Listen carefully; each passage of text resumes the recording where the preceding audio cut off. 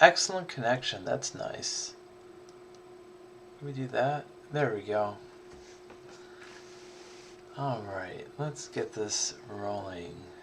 Let's get this going. Hello, concurrent viewer. I am just getting started. And hi. We're gonna go through some pennies tonight. Not the 1969 S roll that I haven't opened yet. What are these from Chuck Daughtry? What is it, 71D? And I don't know what those are.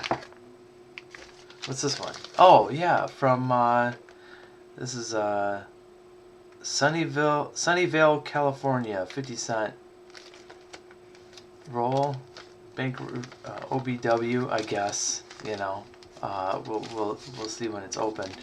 I don't know if I'm gonna do these. What I was gonna do tonight is well, this box of pennies that I've got opened, just your standard bank wrap roll. You know, I found some pretty decent stuff in the last week, just working, you know, a little bit here or there, because I've been pretty busy with work. But you know, hey, I am still a lover of these Lincoln Cents, and I'm gonna keep going with it. So let me pop out this chat here. You guys forgive me for being a little bit behind. And I'm going to pause this. Alright. Take this, go over here. I want to see the chat. I can't see it from where I am. And just bear with me a second. I'm so damn rusty. It's not even funny. Alright, we'll do that. And find my channel. There we go. It says live now, 5 watching. There we go. Oh, echo. Live now, 5 watching. There we go. Oh, echo. I fixed that. Alright. Whoa. Sheena Smith, hello. Shannon Smith. Great to see you. Good to see the Smiths. Unrelated, I know. Unknown Detector, hello. And David Carlisle, great to see you. Hey, Kenny Springer. And I am going to pop out this chat. Delete this window because it really hogs my stream like a, you know what. Pull my chat over here.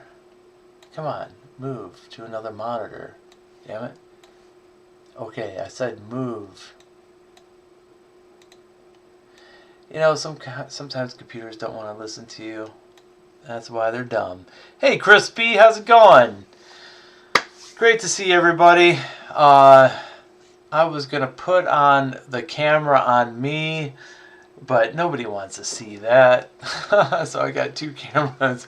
One on the board this way, and, you know, I don't know. What is on the scope here is just a really unusually stamped penny with just, okay, so it's a 1978D with a giant number 7 in it. Like, who would do that? Who would take the time to do that? I mean, how much time do you have anyway? But just a number 7? I mean, I'm sure there's a story behind it that I don't know. But I don't know. I just don't know. You know, and I could unwrap these crappy rolls that I got from Mike Badger. You know, maybe I should do that. Let me unroll one of these. I'm going to open one of these that I got from Mike Badger. By the way, listen, you know, I know there was some stuff going on between them, Mike Badger, Complete Coinage, and Mama T. And I gotta tell you, I don't blame her for putting out that video, if you guys know what I'm talking about. Because a similar thing happened to me where, you know, he put up a bunch of coins Hey, Siren Silverstash, how are you? Kevin, hey, Kenny Springer. Anyway, you know, he put up a bunch of coins at auction one day with, like, I forget what the asking price was. It was a lot. You know, I love Lincoln Cents, and going back, I don't recall if he proclaimed them to be BU or anything else, but I ended up getting the exact amount of coins in just bank wrap rolls. It was kind of disgusting. I knew the guy needed money, you know. I even gave him a tip, you know, on his PayPal. So I'm gonna open up. I guess this is a roll of 59. Well, we open that up, and you know, we'll find out. What does Kenny say? I do any word on Mama T's condition. You know, I can't tell you. I go on their channel a whole lot.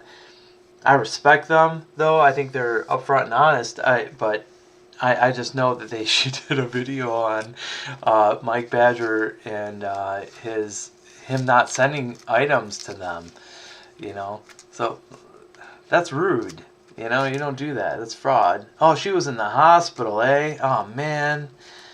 I'm sorry to hear that. Is she okay, you guys? I mean, she seems tough to me, and I like tough women, you know? So I wish her well. I know a lot of people are having some health problems right now. I know Johnny Ray Highway. Man, I wish I wasn't working. I would have been at his benefit. But literally, I have been working with clients and stuff non-stop, it seems like. From, you know, if I don't have a kid, then I'm working from, you know, 8 a.m. to 8 p.m. And it sounds like a good problem to have, but it, you know, it doesn't leave you with a whole lot of streaming time, you know. And most of the time, I'm so tired, I just coin roll hunt by myself, you know, without streaming. But tonight, Saturday, a couple of clients coaxed me into going to a restaurant. I haven't been in a restaurant in over a year, right? Especially with friends. And these are friends that I've had since high school that I haven't seen often. So I went tonight, and they bought me a couple of drinks, which I appreciate. But then I had to go and work again. So I did a bit of day drinking today, you guys. Anyway. So, here we go. I'm putting on my glasses. Streaming is a lot of work, you know, but it's fun work. It's that fun kind of relaxing work, you know. Especially when, you know, I'm not doing an auction tonight. Every other week I've been doing an auction, but I'm not selling anything tonight. I don't want anything from anybody. You know, there might be a giveaway. I don't know. I'm not making any promises. We'll see how the night goes. Really, what I wanted to do is just have some coin time. You know, you guys know what I mean? Not hey, 7 punched into the face of Abe time. Not necessarily. Maybe we can find a cool error or something like that time. Yeah, that's not anything.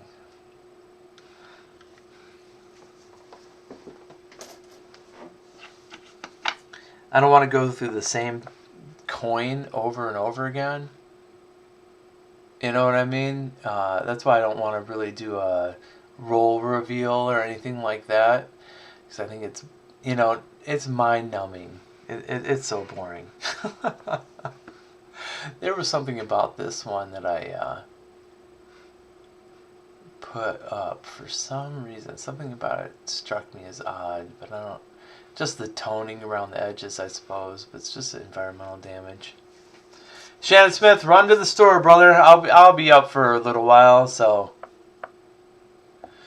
Siren Silverstash, I would love to see you do something. You know, just to hear what you sound like. There's something going on with this mint mark. but I think that might be it. Maybe with the R, maybe some notching in the T, but yeah, I don't know why I put that aside. You know. So let's open this thing up. Let's see what this is all about. Let's see what Mike Badger sent me. It said it had 58 on the top. It's been sitting on my desk for ages. He obviously opened it up. This is not 50 coins, I guarantee it. It's just old, and I'm gonna open it up. Taped over like 100 times. All right. Yeah, it's got some BU coins in it, but let's add 58 written on it, and I see a Lincoln Memorial on the back. These are 59s. Don't get me wrong. BU 59s. What's out there 59, you guys? I'm not sure there's any errors on a 59. Are there?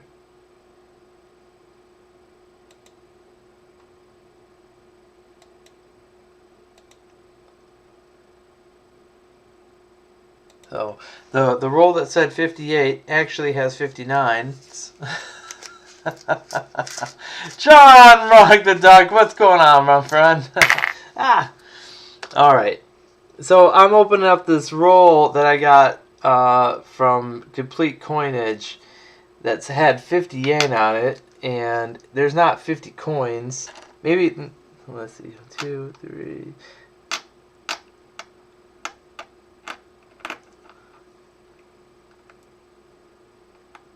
Bear with me. Alright, so that's 10. I bought this a while ago from Complete Coinage. That's 20. I have to look up what it was, but I know it said 58 on the top. And there are 59s in the roll. And there's nothing else, and there's only 45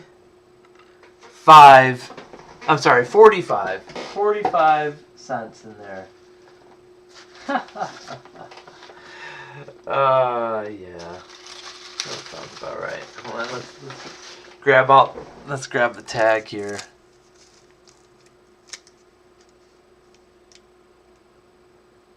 Oh no, okay, my bad. It has 59 written on it. 59. But there's only 45 pennies in it.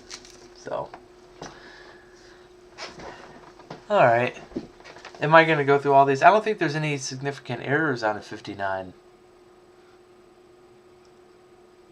So, I might just put these in my own BU roll of 59s and get to opening some of the things that I really want, which are the bank grab rolls. Looking for treasure, you know? Looking for treasure.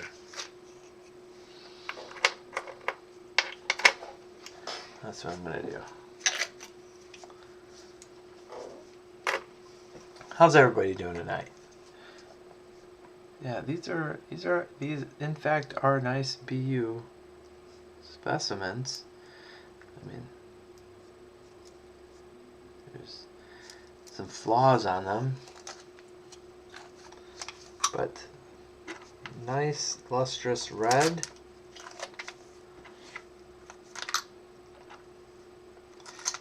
Problem is, there's only 45. At least they are what they had written. Should I open up another roll from Mr. Badger? Or just get into the bank wraps? I am on the fence about it. What else do I have? This says bonus roll, have fun. Okay. I don't know where that came from. Let's open up a bonus roll and have fun. All right, here we go. Siren Silver Stash says yes. So let's do it. Oh, hey, John. I just literally went on, man. You know, I went to a bar with some old friends who also happen to be new clients of mine.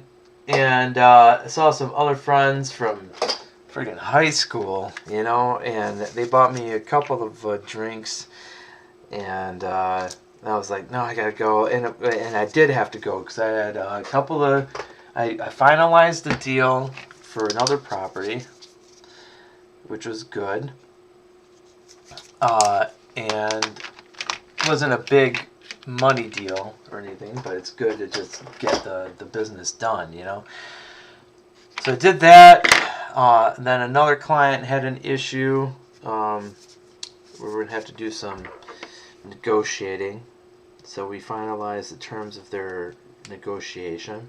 So tomorrow morning I have some work to do. So after that, I mean, it was a full day of work. I've been going since 8 o'clock this morning. Went from 8 to 8. And then I just decided to go live. I mean, it really beats watching TV, you know what I mean?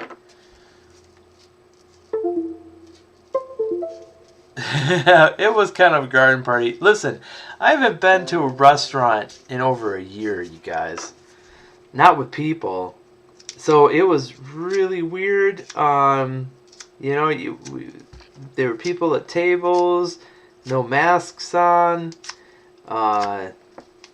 It was kind of surreal, you know, but fun. And I'm so happy that I went. And we had some good times. They were all women. So maybe that was part of why it was so much fun. I don't know.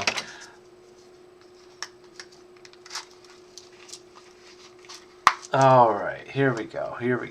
I'm kind of emptying out this roll gently. I have no idea what's in here. It says 1974D. Maybe they're all 74Ds.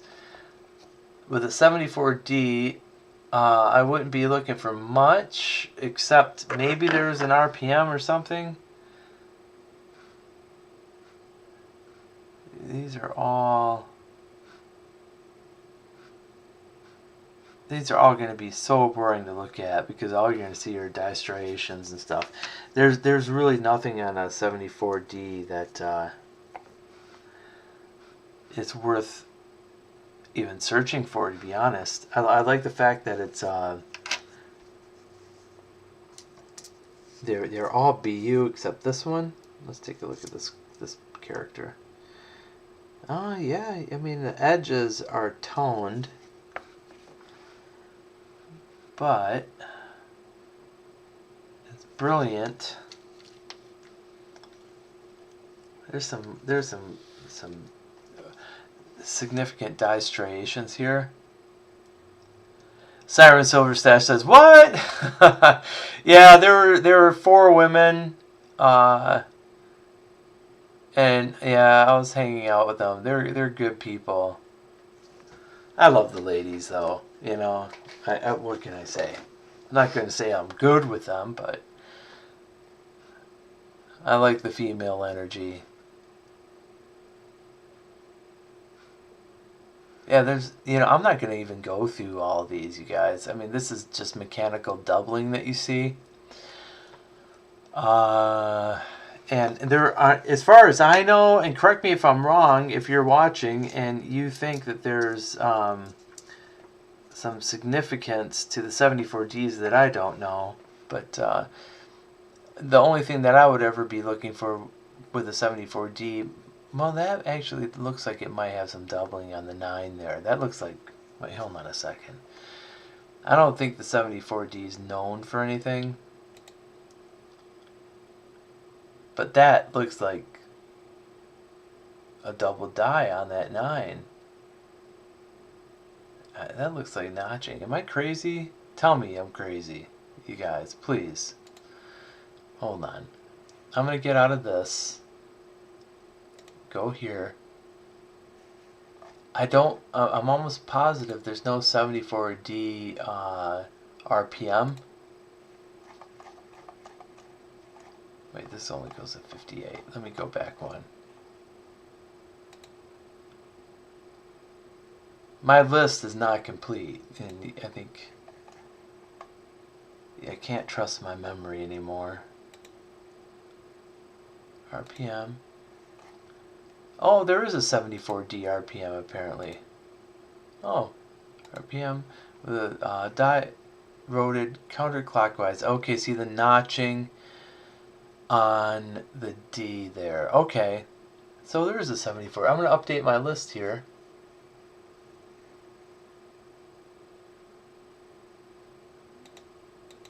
$19.74 D and RPM. All right, and we're going to check the hey.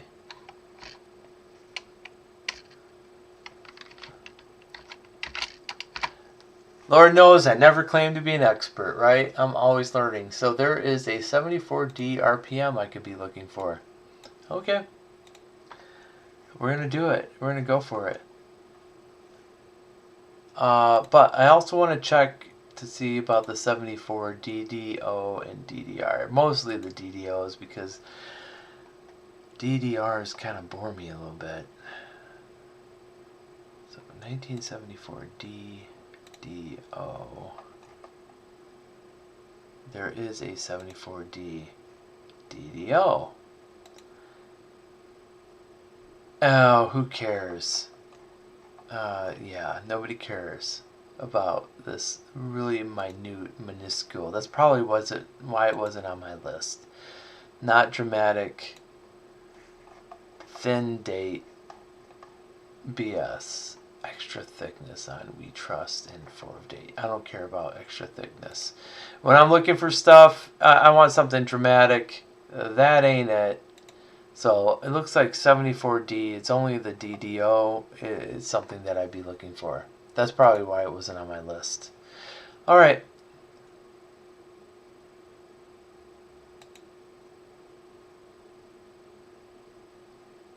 But that...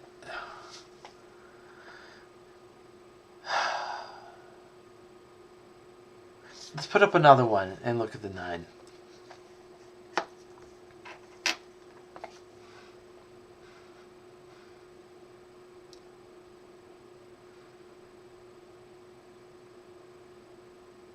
Yeah, that is more typical.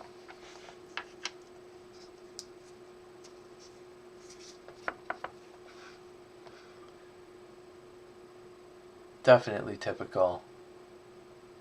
That is what you would expect to see.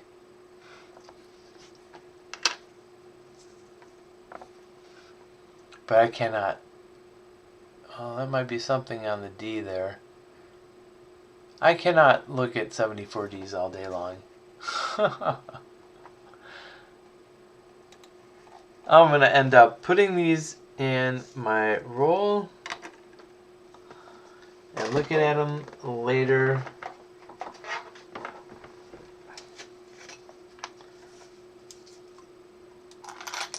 Beautiful BU set, but nothing really much but RPMs to look for.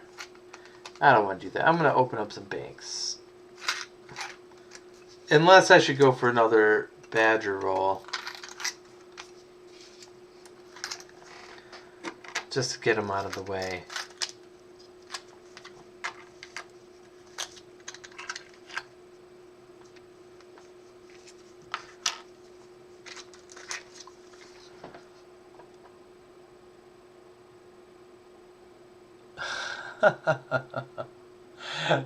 Siren, you're cracking me up. I don't even know what you're laughing at. Something dumb I said, probably. All right. We actually have 50 pennies on that one. All right, let's just go for the hunt. That's what I want to do. I want to find a 1909 SVDB or a 1914 in this whole mess. Why not? Why not? I found a 1924 just, what, 2 days ago? Found a 1919. Those are pretty common. Oh, but they were book fillers, so it was pretty nice to see that. It's always nice to find an older Wheatie, you know what I mean?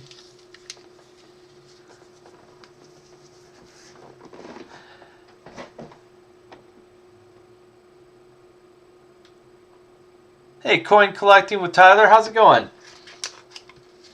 Alright, let's have a quick look what we got here. Well, I'm probably throwing out some priceless artifacts when I so quickly... That's a wide AM on the 92. So quickly toss aside these shield scents, but, you know, I'm not one for the whole extra thickness, you know, deal. Not impressed with that kind of doubling. So you really, with the later years, the shield scents, I'm only looking for, you know, luster and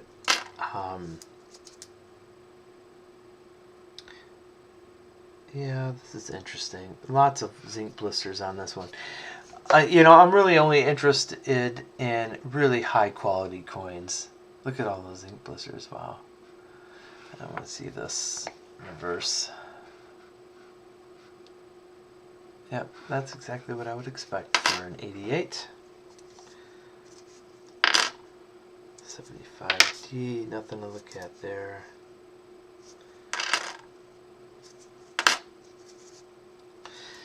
Nothing to look at really with the 76s, but you know, save your copper. Always save your copper.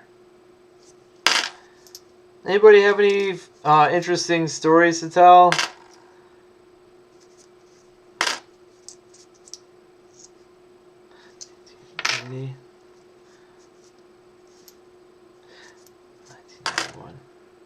Alright, let's take a look at this 95. No doubling on the date or Liberty.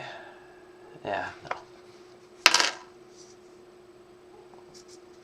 Pretty nice 76D, but it's too circulated to...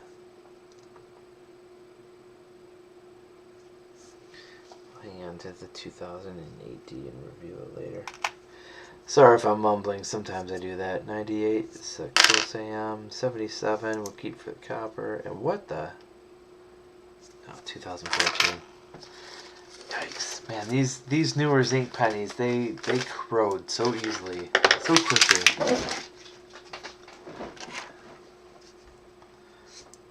2003. 98. Wide AM. Oh, wait. Could just be my obscured vision. Here, I'll put it on the scope. I think it's a close AM, but... Hold on, is this a 98? Let's double check. No, 90! It fooled me. Dang it! Oh well. Let's look at the 84. No doubled ear on that. Let's look for the date, Liberty.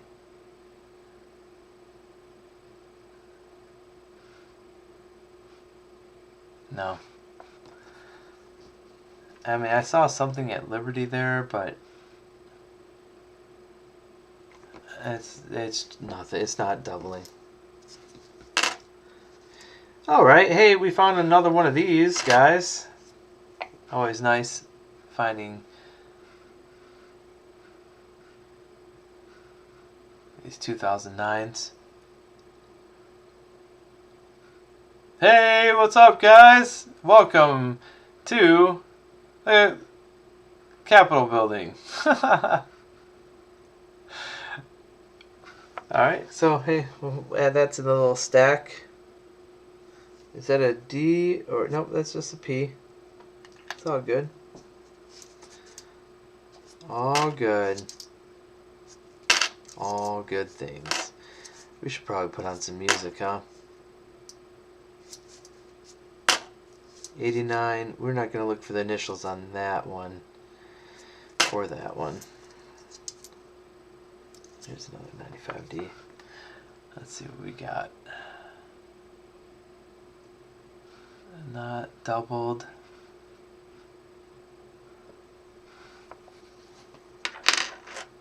Hey, Texas Joe, how's it going? Gamble away, my friend. Alright, here's another 84. This one is actually kind of nice except for the fingerprints on it. No extra ear. Dang. One day. One day. This one's red-brown, but we'll have a look at the initials on the 89. That's totally 89 initials. So we'll toss it. Okay, people. This is a large date copper 1982D. See how the... Oh my gosh. I've been... So many people... I've got a 1982 D small date. That's not a small date. That's a large date. All right. 1969 D. Let's look for an RPM. Nope. Just a worn. Looks like a D above it though, doesn't it? It's funny how damage can look like a like something different.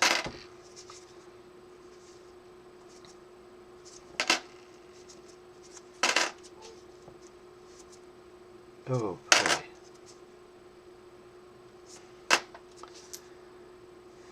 Alright, 74 and a 77 to cap it off. We have a bunch of junk zinc and 9 copper. I'll take the 9 copper, thank you very much. What's fun to look at? Oh, I found this the other day, you guys. Anybody want to guess what date this is?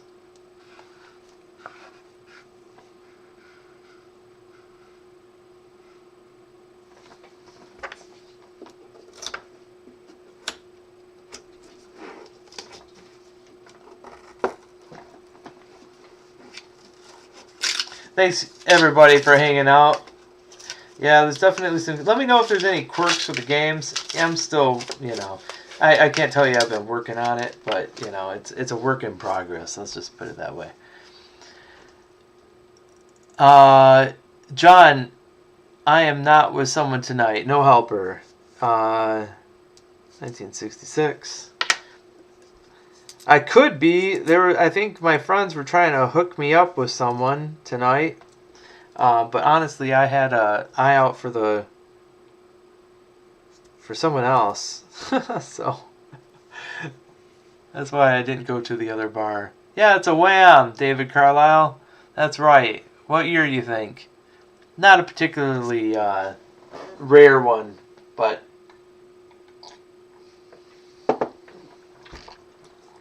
good eye, David. I want to take a look at that. The 76D. And wait till somebody guesses that coin. Oh, hey, another 2009 Congress. Cool. I find a lot of those. Formative years are my favorite with that double thumb. Anybody? Okay, so it's a Wham. I'll tell you what it is. From 2000. A little bit dirty, you know. It's been circulated, but it's still a Wham, and I found it. So it counts, right? It counts. What did I want to look at? Okay, so this is an 89. 89s are known for a couple of different things. We're going to look at the mint mark. We're also going to look at reverse of the 88 initials. That's 89 initials. And we're going to look for... Okay, that's a P. So there should be a die clash at the nose. No. Die clash at the nose. Making this junk. But there was an 88 here I want to have a close look at. Just want to see what the initials look like. It's It's upside down, but you guys can do. Oh, that's totally an 88 initials. All right. 74D. We'll put that aside for the copper.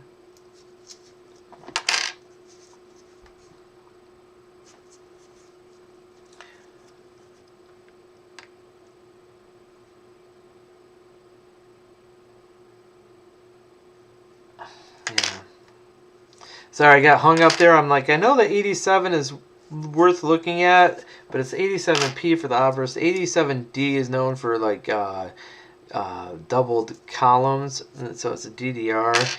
But it, you know, when a coin is dirty, it's really, really hard to find those columns. Yeah, that's a large D copper. So I don't even look for them. You know, when it's dirty in that condition. Maybe if it were BU or something. 1980D. I think the 80D, doesn't it have a RPM? No, it doesn't. It doesn't mean you couldn't find one, but it's not on my chart, so.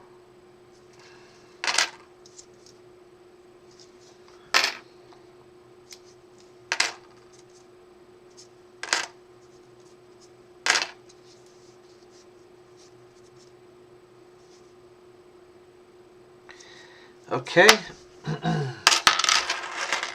let's get to the rest of this roll.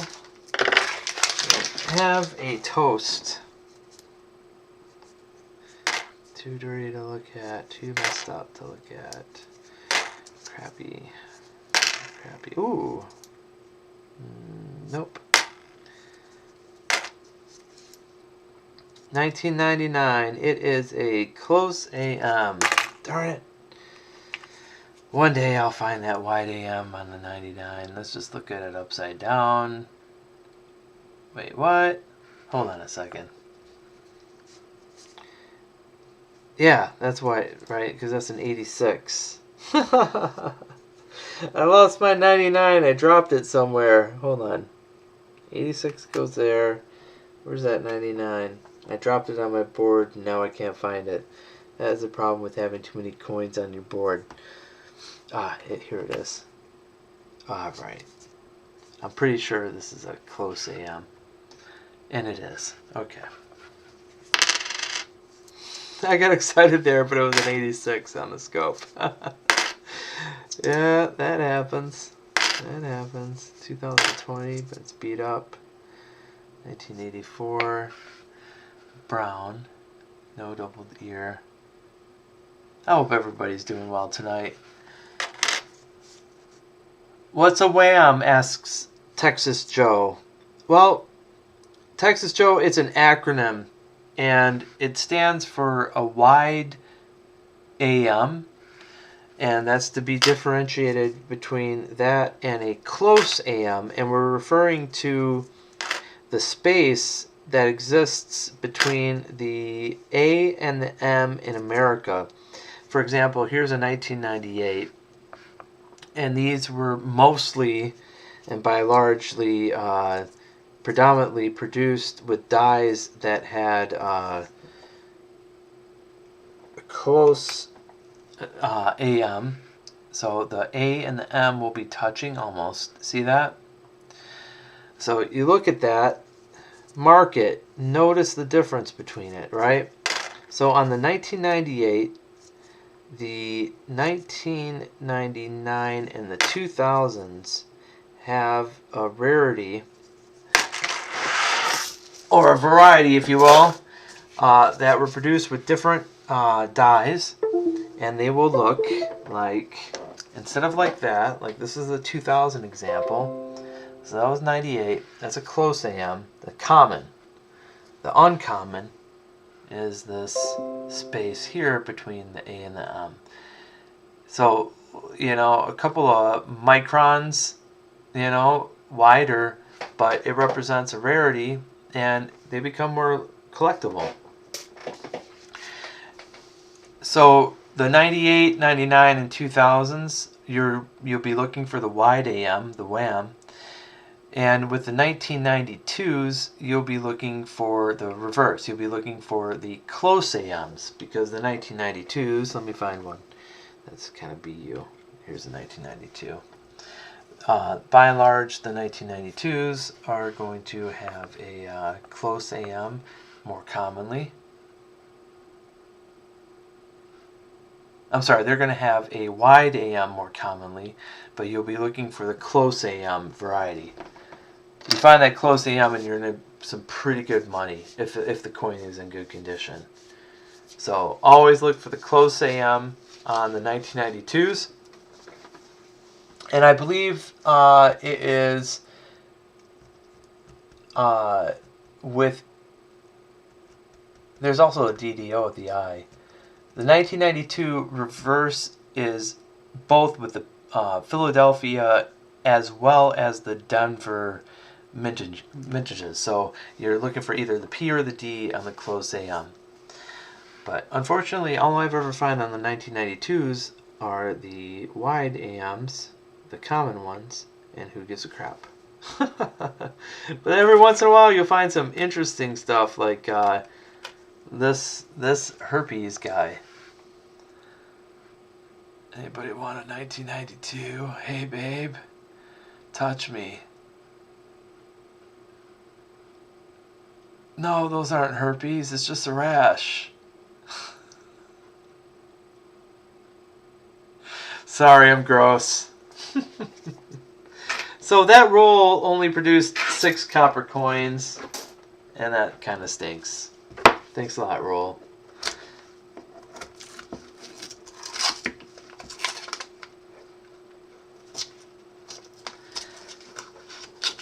How many coppers do you have, you guys? Do you save copper? I wonder.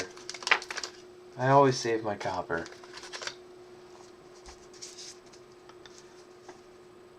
$82D, it's a 82 large date copper.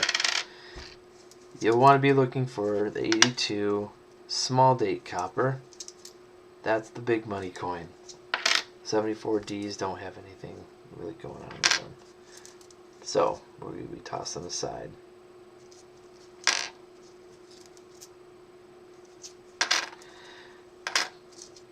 But I'll tell you, you know, I love my silver. Don't get me wrong. Everybody's searching for silver, and that's great. I do too. But gosh, you find a coin that looks like this, and you know it's zinc. It's zinc. Zinc is made to deteriorate. Let's weigh it. If it weighs, I bet this weighs 2.4. Oh, 2.51. That's zinc. Ooh, here's a 1989. What was this now? Oh yeah, that was my herpes 92. Dude, you need to take something for that. I'm gonna save it just because it's so damn ugly. But here's an 89. And that's totally an F89 reverse. But let's look for on the obverse here, just real quick. I know that there is a die clash near the nose. Those are not die clashes there. Those are die striations from an over-polished die. So this is nothing really to write home about here. Just a typical coin that's not in bad condition, but certainly not BU. It's not going in my roll.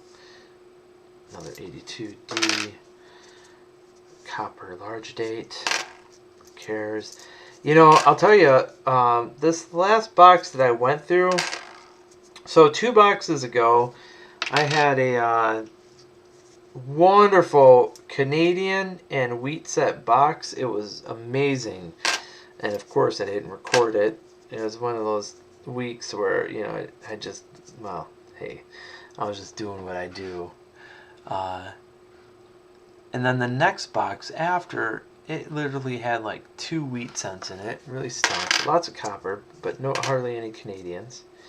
And this box, well, I'm only, let's see, 8 rolls in, and I haven't had a Canadian set. And it seems like all I'm getting are 1977 Lincoln Memorials for copper. It's ugh. But anyway, I digress. 83's got something. What does 83 have, you guys? Oh yeah, duh. We're looking for copper, and no. But there's also another variety. Yeah, there's a DDL. In God we trust. And that is not it. So I tried. 74D. Don't get me wrong, the last box I had quite a few proofs. But it wasn't anything to write home about. 1969D. Let's look for the... Nope. Oh man, that's so beat up. Who cares? So my weight in copper is going up, but my real rarities aren't necessarily. But that's okay. You know, that's how coin roll hunting goes. You gotta put in the time.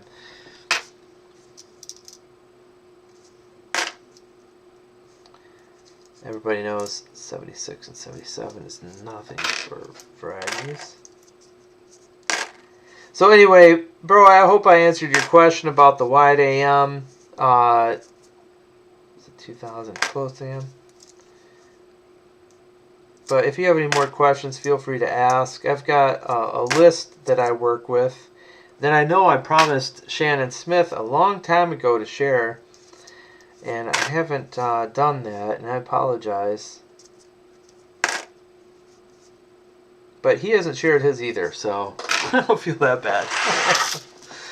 Alright, so we got more copper on that one. That's 5, 10, 14 copper. So you think copper is about 3 cents in melt, times 14, 28. 38, 42 cents there, just with that copper. Yeah. And I get to return the zincs for 1 penny. So, I'll take the weight. I'll take the weight. One day, I'll need the copper. I know it. Or somebody will pay for the copper. Or maybe I just like metal. John Ruck says, just moving car quick, I'm blocking my neighbor. Go move your car, bro. You know, that's awesome that you want to stay, but move your car, man. Alright, 1984. Am I even going to care in this condition? Not really, but I just want to check. Alright, no double the ear there. No double the ear. I hope you guys appreciate me talking through some of these things that I'm looking for. You know, great, throwing coins again. It's easier just to be quiet and search, you know, but if I can share a little bit of information, I try, you know. Okay, and stop throwing coins, you butthead. Seriously.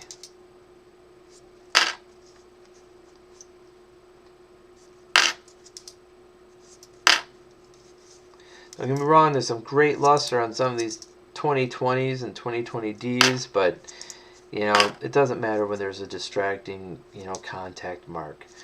There's a reason why, you know, it's called BU. It's brilliant uncirculated, and these are circulated coins, so the odds of actually finding something BU is extremely low while you're coin roll hunting. So you know, if by and large, down the line, I want to sell a roll of something BU, it's not going to do me very well in reputation if I sell something that's, you know, lower grade circulation. I don't even care if it's, you know, a high AU grade or something. It's not going in my roll. It's going to be truly BU. So I'm real nitpicky about what makes it in terms of condition. But condition is only half the story. Then there's the varieties and the errors. Let's check out this 88. It's rainbow toned, but that's an 88 reverse, without a doubt. We're going to look at the mint mark though on this as well, since it's an 88D.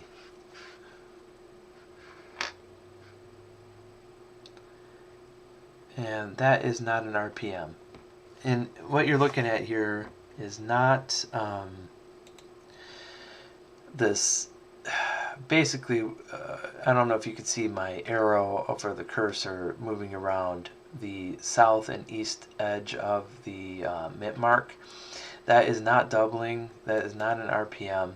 That's a little bit of MD, movement. But what you're really looking for would be notching and signs of another incused die creating another raised metal mint mark.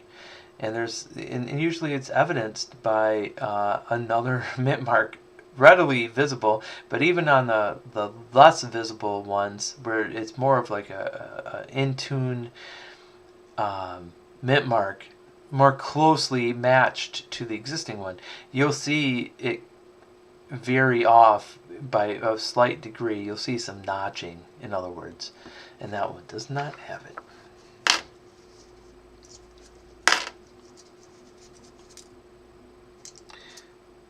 Okay, nothing. Not even looking at the 1995D on that one because it was so bad. All right, we got our first Canadian, a 1981. Oh, let me get off this green ugly screen. Sorry, guys. So we got a 1981 circulated, but it's copper. I keep those separate. I don't know why. 1984, a double ear.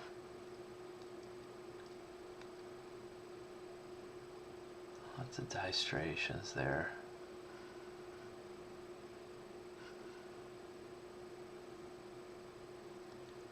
Hey Charles Kelly, how are you, my friend? Yeah, I'm live. Is my lag really bad tonight? It shows my stream is healthy.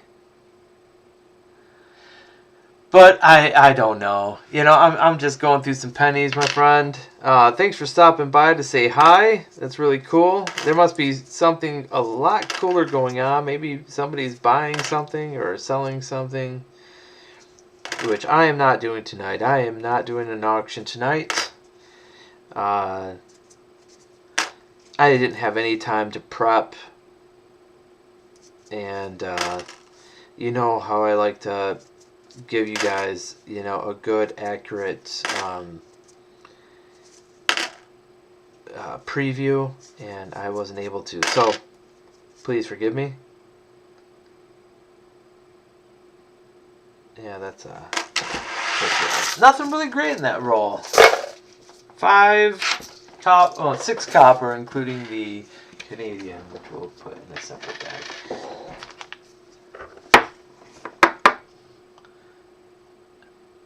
Charles Kelly, what are you up to tonight? Are you going over to a channel? Who's streaming tonight? Anybody? Anyway, I know last night there was oh man, there's so many channels going on.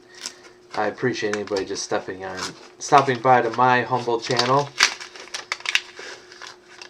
I'm sure there's a ton. Saturday night.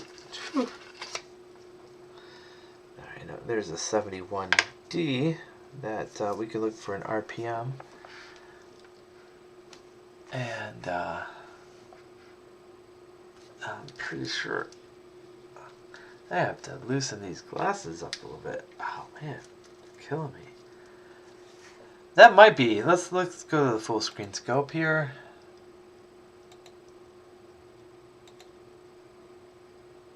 All right, and we're gonna look for DDO at the date or Liberty on the 71s. This RPM, it is an RPM. Whew. Man, these glasses gotta go off my face.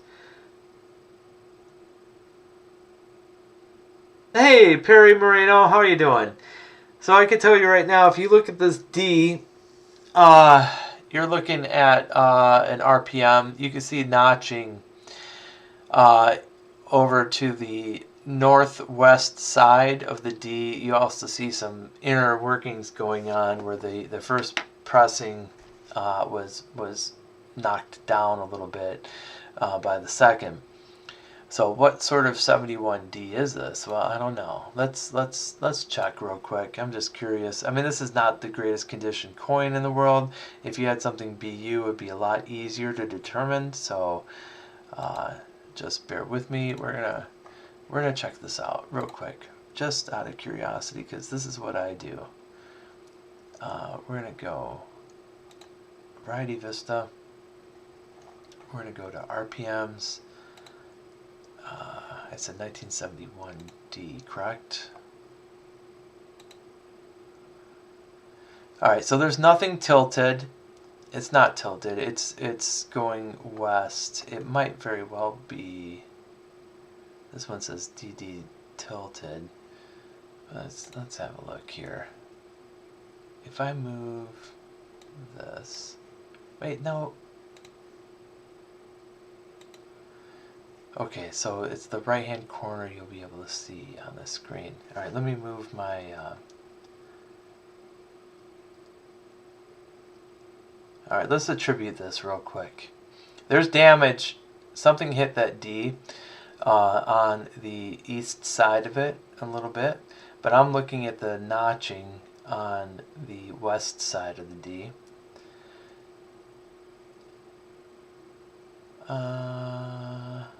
Yeah, it could be this 003.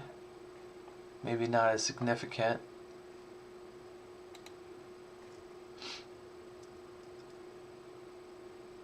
But I don't, on the 003, I don't see anything on the inside.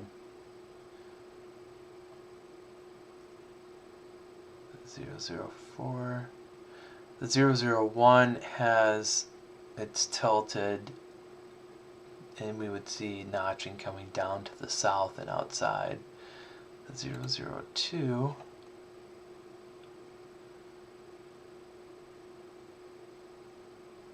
It's a re-engraved tie.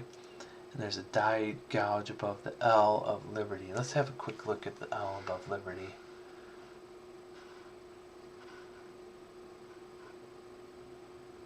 Yeah, there is no die gouge there. So it's not the 002.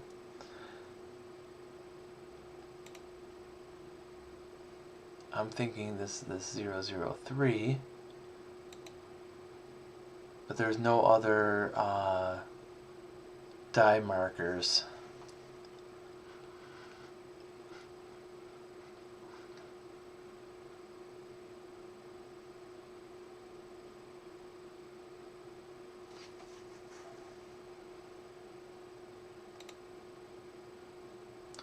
But what could be under all that dark dirt? Well, Perry, yeah, exactly. I'm not going to find out. I've exploded way too many pennies trying to clean them. And I'm not joking. I've literally blown them up accidentally with my chemical cocktails.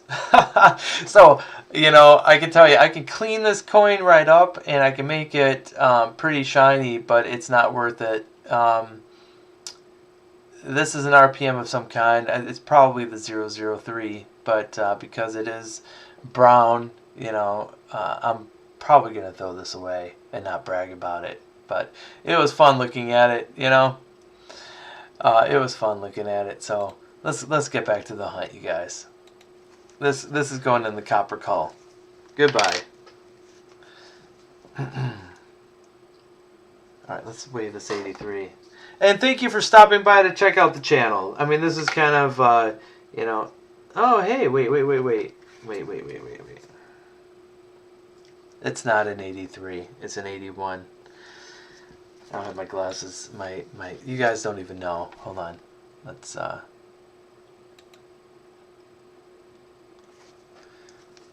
This is my headwear. They started to hurt my face a little bit, so I took them off. And now I think an 83 is an 81. What's wrong with me? All right. You know, it's because I have my contacts in, and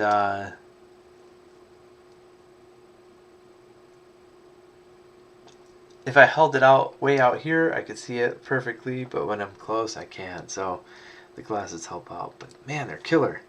Anyway, this is a pretty nice 1981. I will probably review that to go in a B-roll.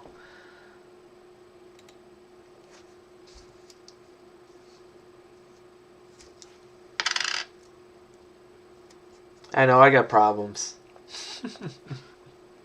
But here's the thing, you know, I'm just a dude doing this for fun. I don't want anything for anybody. I want to help out the community by sharing what little knowledge I have. Oh, that's a really nice 1975 too. You know, review for BU.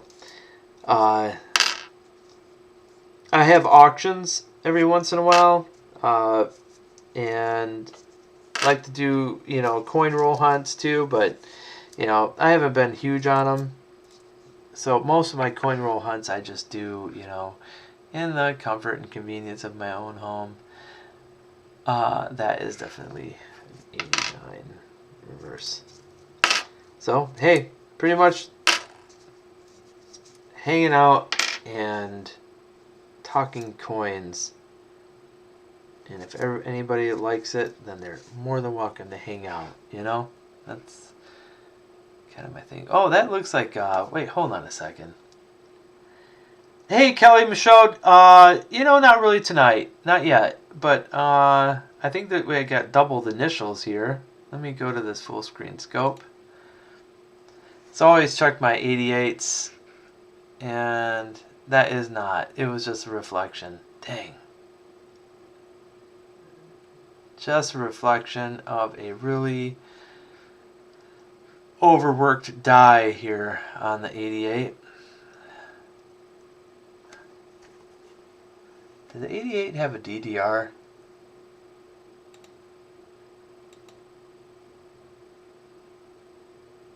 '88 does not have, at least on my list, a DDR. Just reverse of the 89 initials. But we will flip it over and look for the DDO on the ear. And that does not have DDO. No. I see an impression, but that's not what I know to be the 88 DDR. It should look a little bit more significantly doubled on the west side of the ear. From what I've learned. Let's look at this 92 real quick. Nope, wide. Wide AM. So, yeah, nothing really great. I'm not going to talk about all the great stuff I found last week because that's blah, blah, blah. That's last week, you know.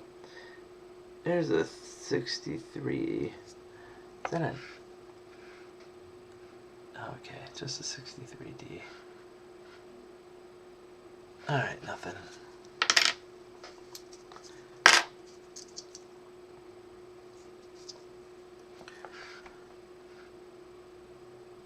So nothing great, just copper, really. That's what we found tonight, copper. And I'm not complaining about copper. I love copper.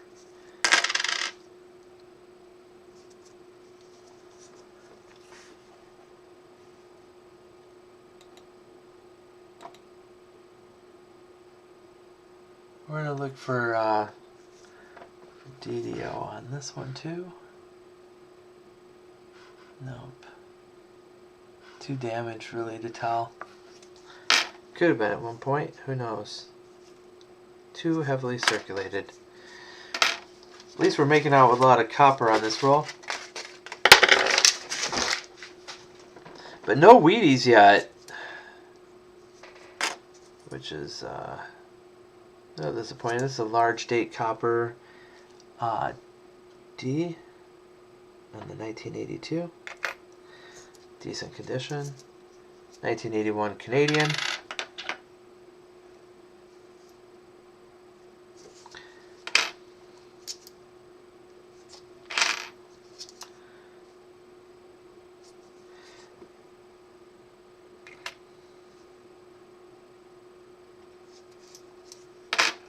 Yeah, this one's turning out some copper today, but nothing really great, you guys. Nothing right home. I found a 1952 the other day. That was pretty. Here's a 1960 D, and that's a large date.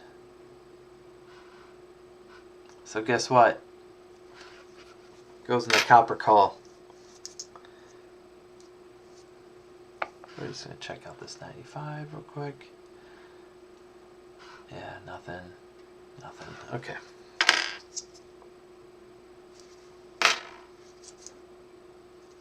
Let's look for an extra ear. That is a zinc.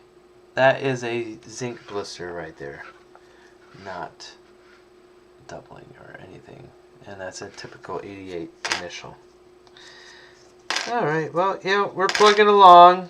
That's what we do. But the reason why I love the pennies is there are so many different varieties, so many different errors to look out for. Hey, here is a 72 from San Francisco. That's kind of cool. And a 74. Alright. What's this one? 88. So, 15 copper and a 72S that's, oh, it's seen better days. Nothing. This is going to go in the copper call, even though it's from San Francisco. Somebody did not love this guy.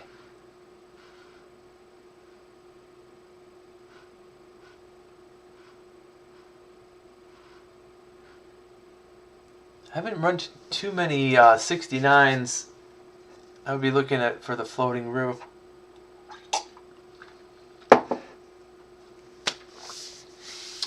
Perry Moreno says, I went through a box of pennies last week for the first time in my life. I found the most old pennies from 20 to 58. That's awesome.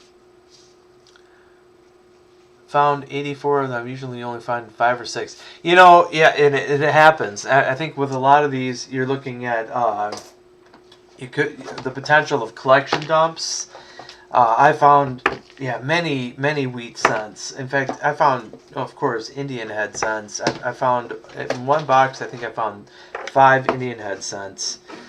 So it happens. People, you know, they don't know what they have or what their family had, which is really sad. Keep a database, you guys. You know, I can't tell people, I can't stress it enough. You know, people, I think some people laugh about how much of a nerd I am. Because I am. I mean, okay, so hold on. Do I have, I'll show you this. Alright, this is my list of error Lincoln Memorial cents from 59 to 82. That's my list. I work from that, you know. And I have one from 1909 to 58 or 83 to 2009. Shield cents, nickels, dimes, you name it. I have a database, right? But I also have a database for my whole collection. Because one day when I am gone, and it could be unexpected, right? I want my family to come in and reap the rewards of my untimely demise. Take all my crap, sell it, and set yourself up, right? Set my daughter up, hopefully, for a bright and wonderful future. Not take it to a pawn shop or, God forbid, a bank. You know, what the... So, keep a database so you can share that information with your loved ones who, chances are, have no idea the value of what you have or what they're looking for. You know, keep a goddamn database. It's just the smart thing to do. A little bit of work can, you know, protect you and your family from stupidity. No offense. It's not anybody's fault. It's just the way it is. Everybody has their own interests, you know. Not everybody. I start talking to my friends or family about coins, and their minds go blank, you know. So, in case you're wondering, the 1973 P is known for no VDB on the bust. That one does have one. You can see the imprint marks right there. So anyway, I'll get off my soapbox. That's just me trying to look out for you guys. Get a little, even if it's on paper, you know. Does not have to be a nerd Excel spreadsheet like I have. And it doesn't have to be complete. Just maybe your most valuable stuff. But let me tell you something. Every little bit counts. It all adds up. You know, you might have 150-cent pieces, and you might think, oh, I just got a bunch of 50-cent pieces. Well, you know what? That's $50. All right, I'm gonna put that over there. Ooh, beautiful BU 1919. Finally. I'm sorry I'm not looking at it under the camera, but no marks at all. No, that's one of those lucky ones that escaped the rigors of circulation. Damage.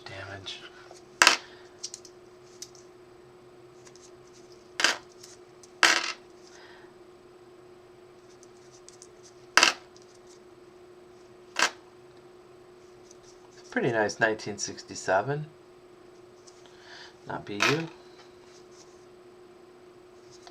Ring of Death. Yeah, you know,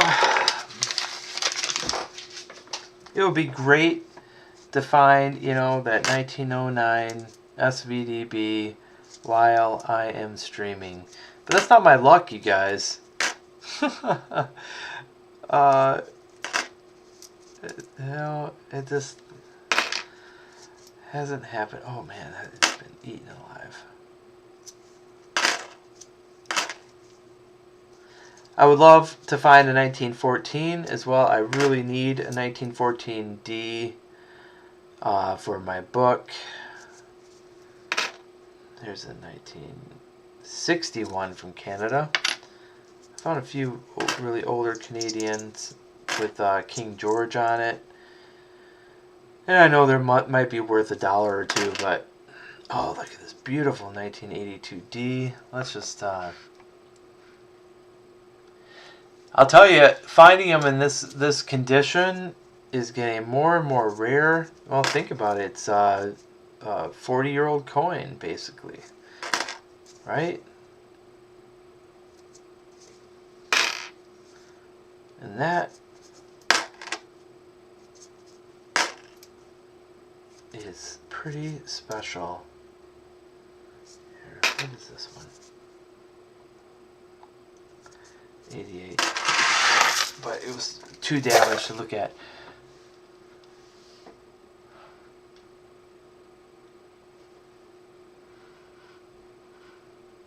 Look how clean he is. I mean, and shiny. That is rare. You know, most of the time it's brown and crappy.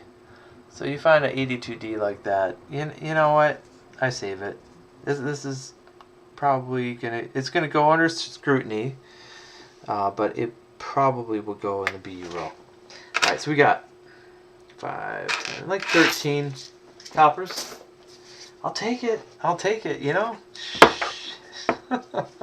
one day, you know, metals, all metals. Well, maybe not gold, but industrial metals will find their place. They'll find their proper value, because I don't think copper or silver is properly valued. Spot prices are not the true value of those commodities.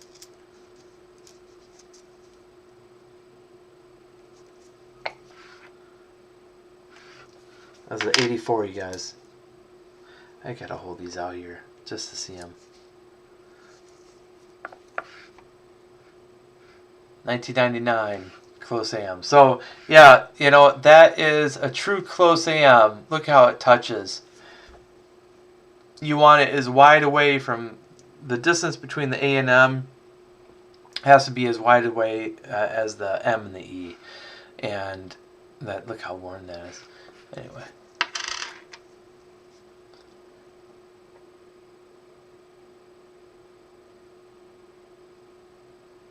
Wait, I think it was Mad Stacks, possibly Everyday Opportunity, but whoever does change machines and banks, but someone sold $50 gold coins for $50 1 ounce gold.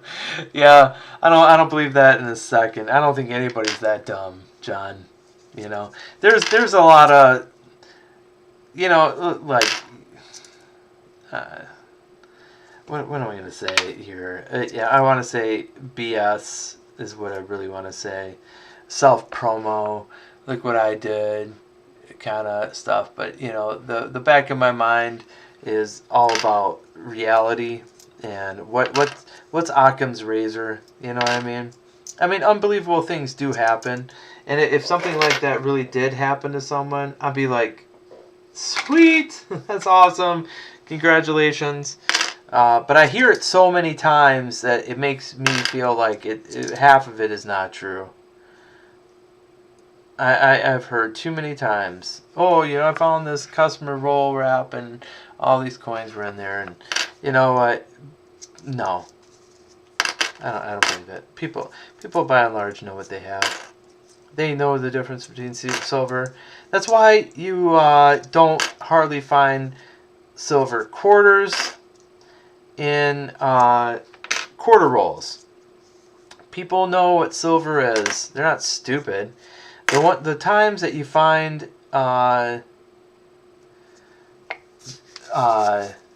those coins are desperate people, drug users, kids cashing in their parents' collections.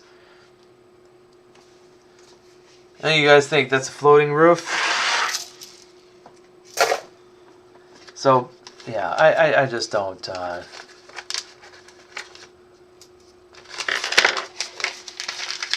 He did not get them. The bank told him when he picked up his change.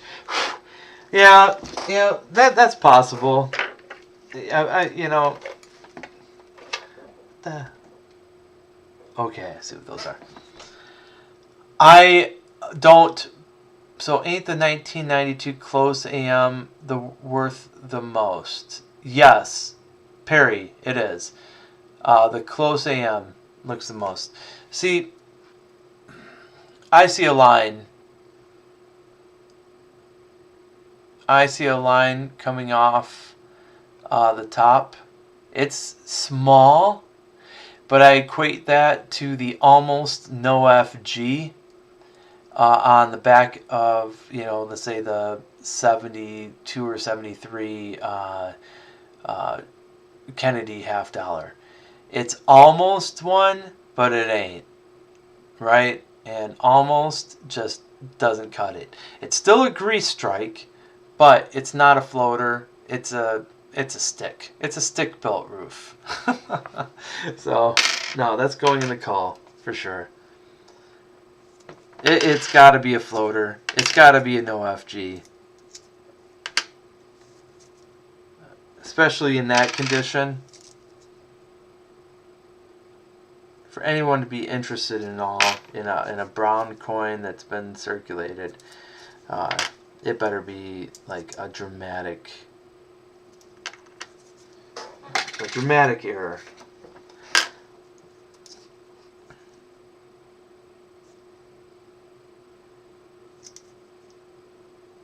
So here's a 92. Wide AM. BU though. So I think worth putting aside for further review. But it's still not the close AM. Because you were absolutely right. It's the close AM you're looking for. 85 Canadian. And you guys can tell me if you disagree. Trust me. That's just my philosophy.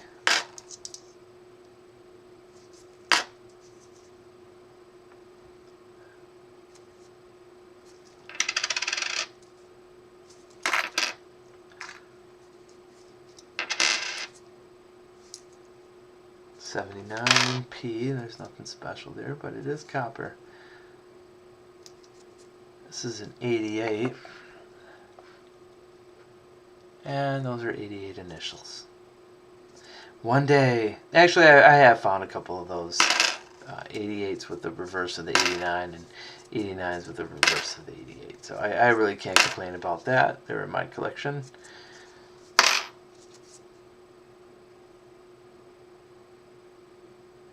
'83. Too dirty to tell. Zinc. Okay. Alright. Another one down. 8 copper. Let's see what's coming next. Yeah, they're pretty hard to find. Yeah, without a doubt. You know, hey, this if this stuff was easy to find, like you see every day on Facebook or you know, any number of YouTube channels, it wouldn't have a premium on it, right? It's funny. It's like, anyway, I'm not gonna complain. I love the fact that people are learning like I've learned, because I am, believe it or not, still very new at this. I'm a quick learner, but I am humble enough to say that I still have much to learn. Oh, we got a Wheatie. Alright. It's dirty. Anybody want to guess as to the year? Oh boy. Hey, you still see some lines. It's a good strike, but worn and dirty. I would love to hear your guesses as to the year. No prize, just bragging rights. We'll give it a minute. Here's the 1982 large date. That's beat up. Beat up. 83 D zinc.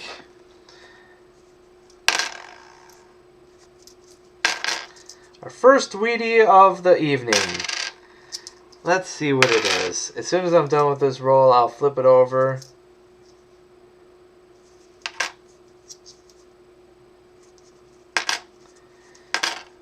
Based on the wear and the soiling, you can go one of two ways. It could either be, you know, like a 1958 that just been through the rigors of hard life, or it could be something that had, you know, 3 more decades on it, and it could be from, let's say, 38, or, oh heck, 1918.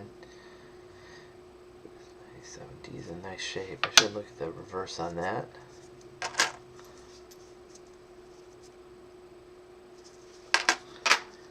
One never knows. I've been so surprised. Alright, so we got a 1914. Yeah, that'd be sweet, right?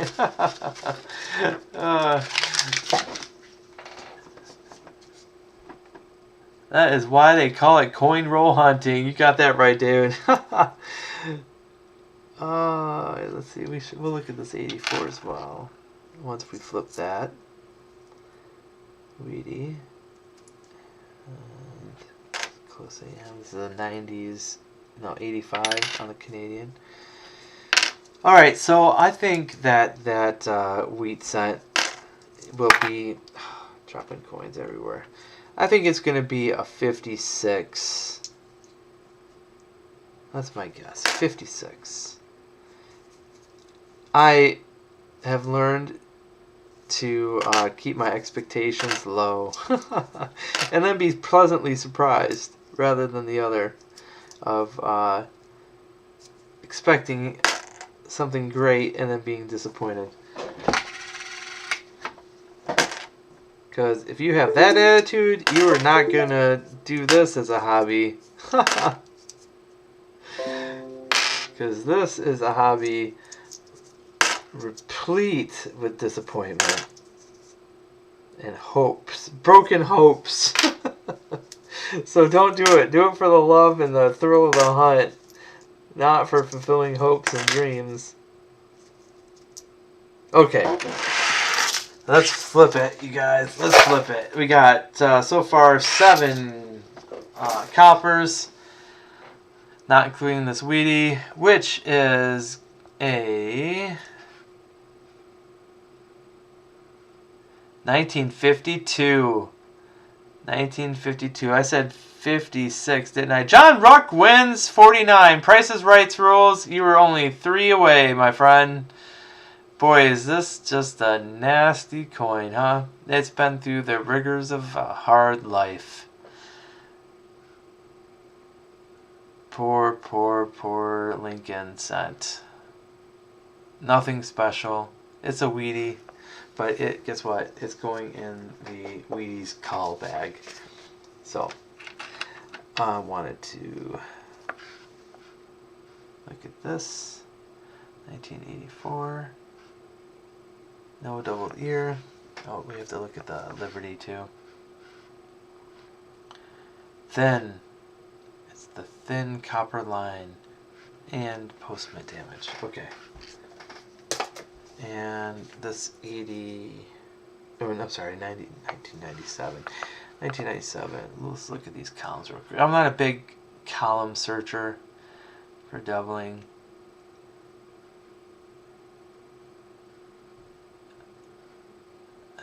That looks very common to me. But that's my problem. Maybe I just think they all look the same. I don't know.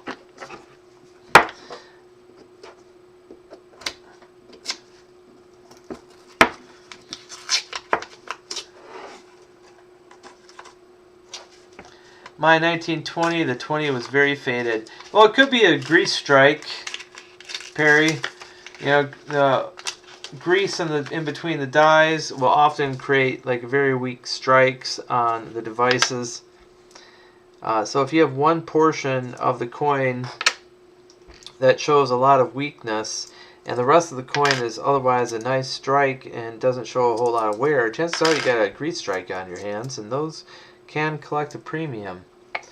So I would be on the lookout for that. Alright, so it's 1989.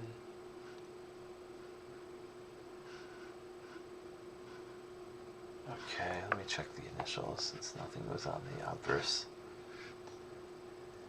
89 initials. Alright, it's alright. It's alright. It's alright. Let's see what. This is zinc, I'm pretty sure. Yeah, it's zinc. It's funny, after a while you know, you can feel it yourself. It's only 0.5 grams, but you can feel the difference in weight.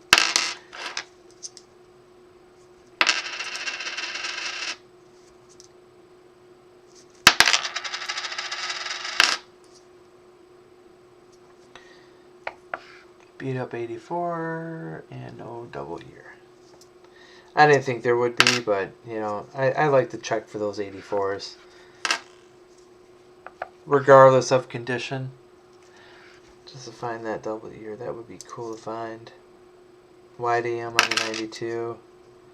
What weight is this? Zinc. Alright,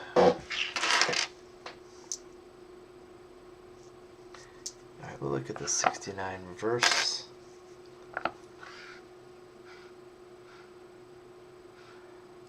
More pronounced line on that one. We'll save it for the copper.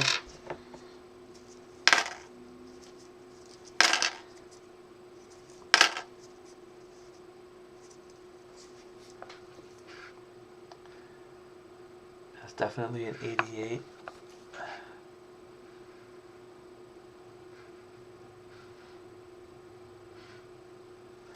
Alright. Had to check, had to check. I'll just do one more roll. 75.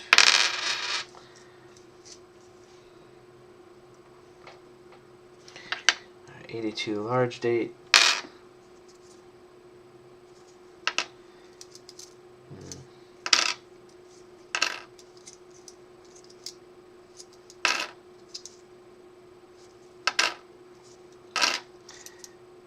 $70D. Let's look at that $70D.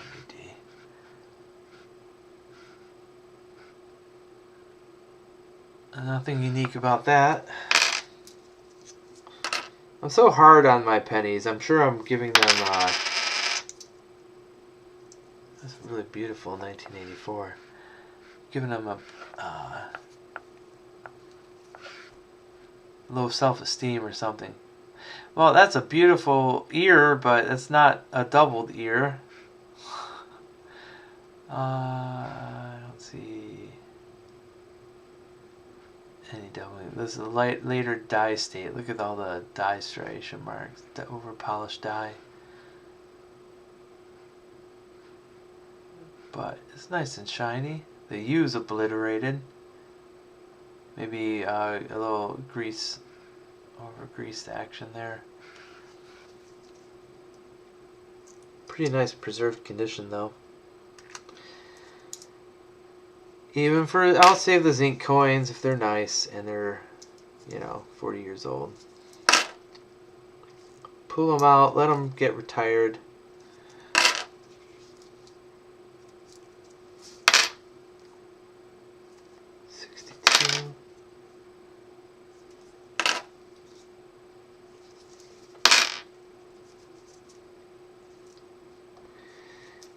Alright, nothing special on those. So that's done. We got 9 copper out of that. But still nothing to really cheer about here so far. Just copper and Canadians, and it's alright. This will be the 15th roll in.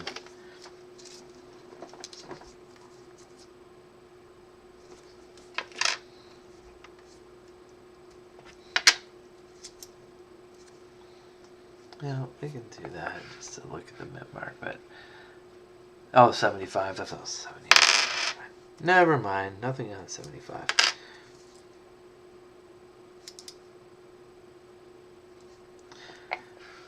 $92D. Wide AM.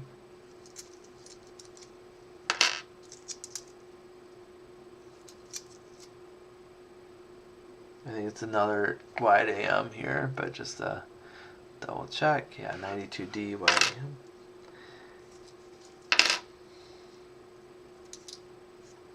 Wait a second. Okay.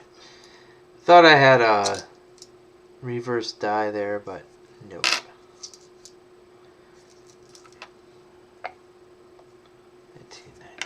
Canadian.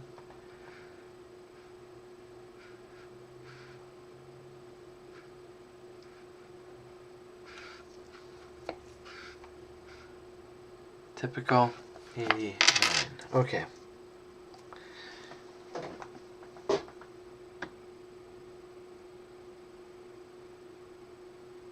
Hey Perry, what did you find on your Kennedy?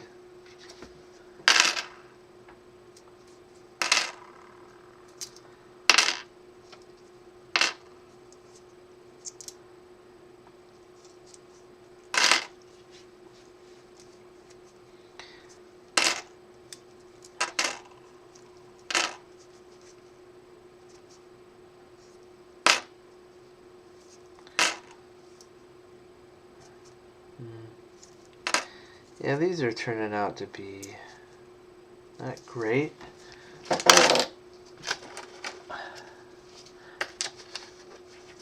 Everybody's in suspense, Perry.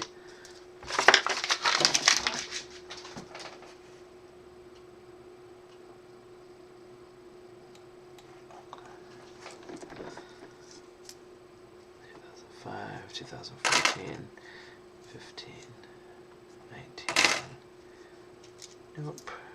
Nope. These are kind of lame. 75D, nobody cares, but I like the copper. Same thing with the 80P.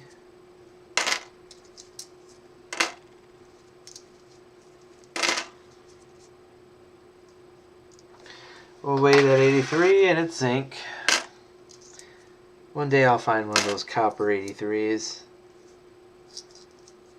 It might take me 40 years, but I'll find one. A2 large date copper D. 2004, 88, 2002, and 1979 D. Beautiful, actually, for 1979. Oh, what is that?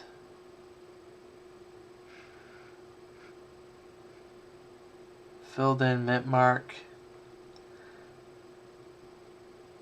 Got some over polished dye action going on. I don't know what that is on his collar. Definitely an older dye. Interesting.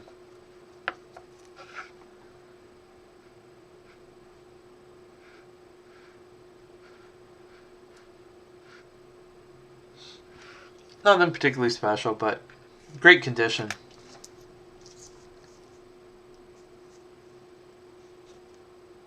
Okay, so that was it. Only 7 copper. Ay, ay, ay. Oh. Something's going on with those glasses. They're too tight or something. On Liberty there was a backwards E, and also the back of his head was on his forehead. Huh. That's really strange, Perry. I'd like to see a picture of that. I've never heard about that error. Or variety. But, hey, you never know. You know, I can't put it past you.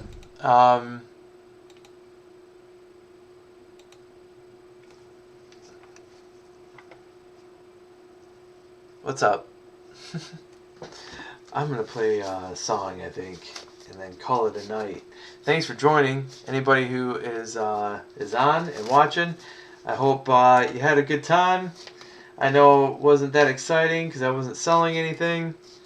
I do have a ton of stuff that I could sell, but I just didn't get around to putting anything together. I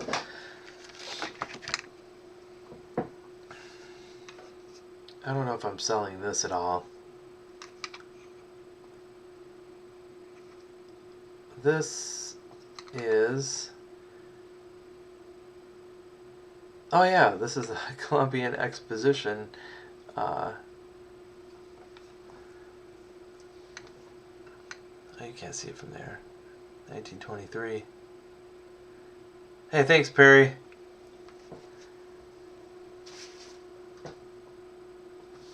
What? John the Duck said, I work soon anyway. Okay, right on. Yeah. I'm glad you got work.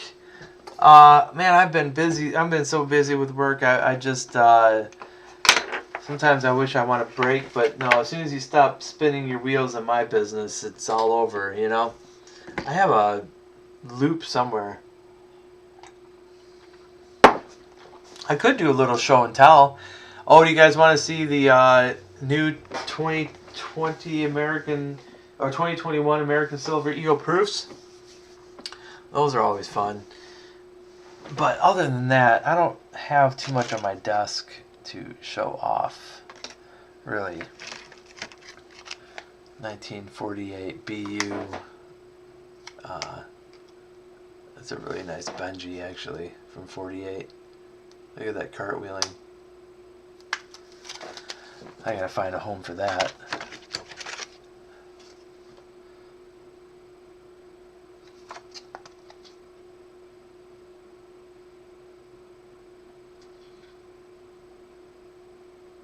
$19.99.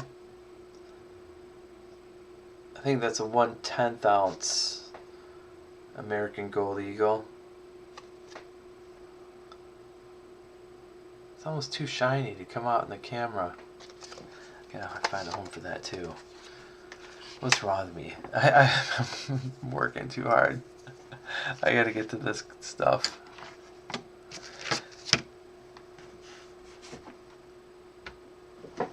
Yeah.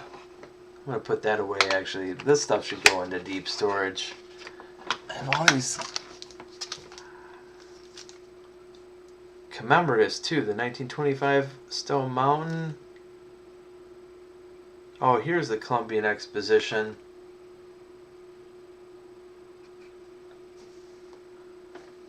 Why is the light so damn bright?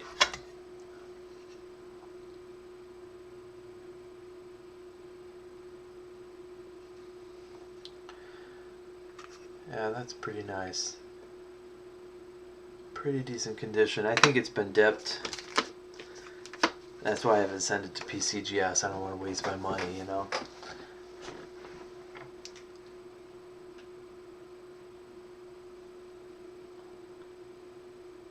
Perry says, let me turn your Ben to gold.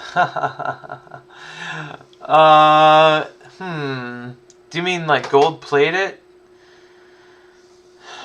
I've got a bunch of those coins, you know, like this one here. I'm not afraid of touching it.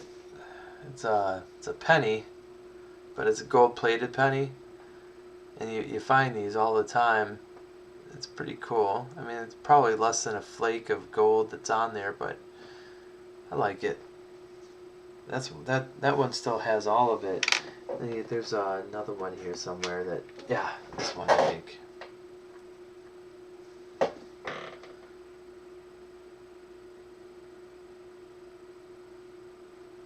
Gold is flaking off. Oh, I think these are real gold. It's just, you know, plated, so it's just like a minute amount. John says, hey, I would not believe that gold thing either, but told 30-minute story telling 40 people live in chat while he was hunting rolls. Maybe I still told the story wrong. Oh, Perry, you want to dip the Benji in gold? That would be a nice weight, wouldn't it? Man, you guys. I wouldn't waste my gold like that, not unless you had some, you know, some gold just laying around in the form of jewelry. But that's all 14 karat, right? You'd have to preserve it somehow and get it to be what, 20 to 22 karat gold. I think the modern gold eagles are 22 karat, right? I know, dipping gold, says John. Hey, I'm sure people have done it. You know, I found some interesting pores and stuff. Oh, hold on, I've got to get my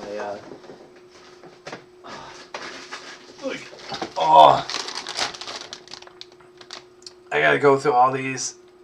I mean, that's just one bag. But here's bag number 3 of Canadian color copper.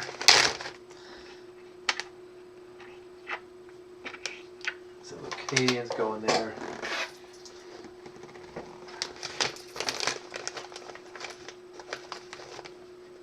Oh yeah, this was the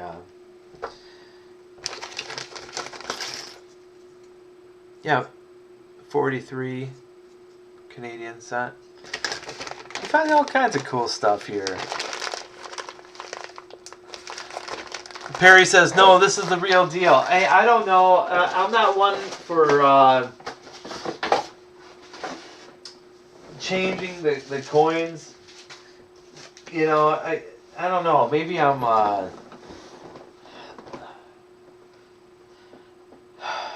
you know, I've been doing this for a little while. I'm not going to call myself a seasoned vet or anything like that. I guess technically I'm a numismatist because I belong to the American Numismatic Association, you know, but I don't even want to call myself that. I appreciate coins. I love the hunt for them. And I think because of that, I don't want to change them. You know? I have clean coins, don't get me wrong. I have restored coins also. I have exploded coins. And I think those are all fun things to do. But I did so knowing that I was going to be ruining the numismatic and historical value of the coin, right? Because I did it all with kind of worthless coins, kind of as science experiments too. So do I care if a coin is gold plated? Nah, because it doesn't. To me, it doesn't. It diminishes the value of the gold because it makes the gold more difficult to extract, and it ruins the value of the coin. So for me, it just doesn't add value. And that's no offense. I mean, I really appreciate the offer. Oh man, that was a 74D. Hold on, I gotta put that away. So, I'm not trying to be snobby or anything like that. I hope you know that. I appreciate the offer. But I would rather see a gold pour than a gold-plated coin, or a gold-plated, coin that was issued as legal tender. That's just my 2 cents. Take that for what it's worth, Oh, it was just a joke. Now it's just a joke. You made me go on a tirade for like 10 minutes. I thought you were being serious, bro. Alright, it's all good. It's all good. I'm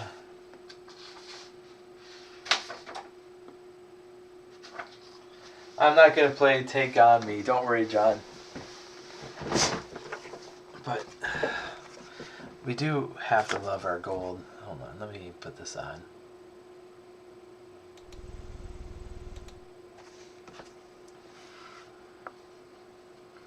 The last box, no, second to last box I found that in 1906. I can't believe what a crash silver and gold took in the last week. It's unbelievable to me, and I think the excuse about it being because of bond yields is just awful. I don't think so. I think it's just manipulation by the central banks and the other banks. It is going to go up. But anyway.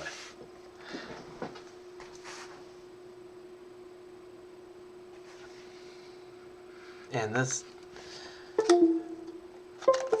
St. Gaudens design. Classic.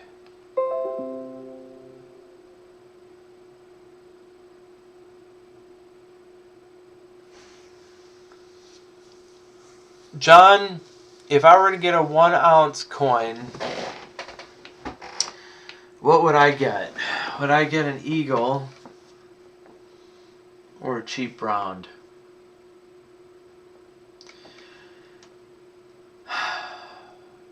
Well, that's a fantastic question. And I think it all depends on where I was in life and what I wanted to do with it. So,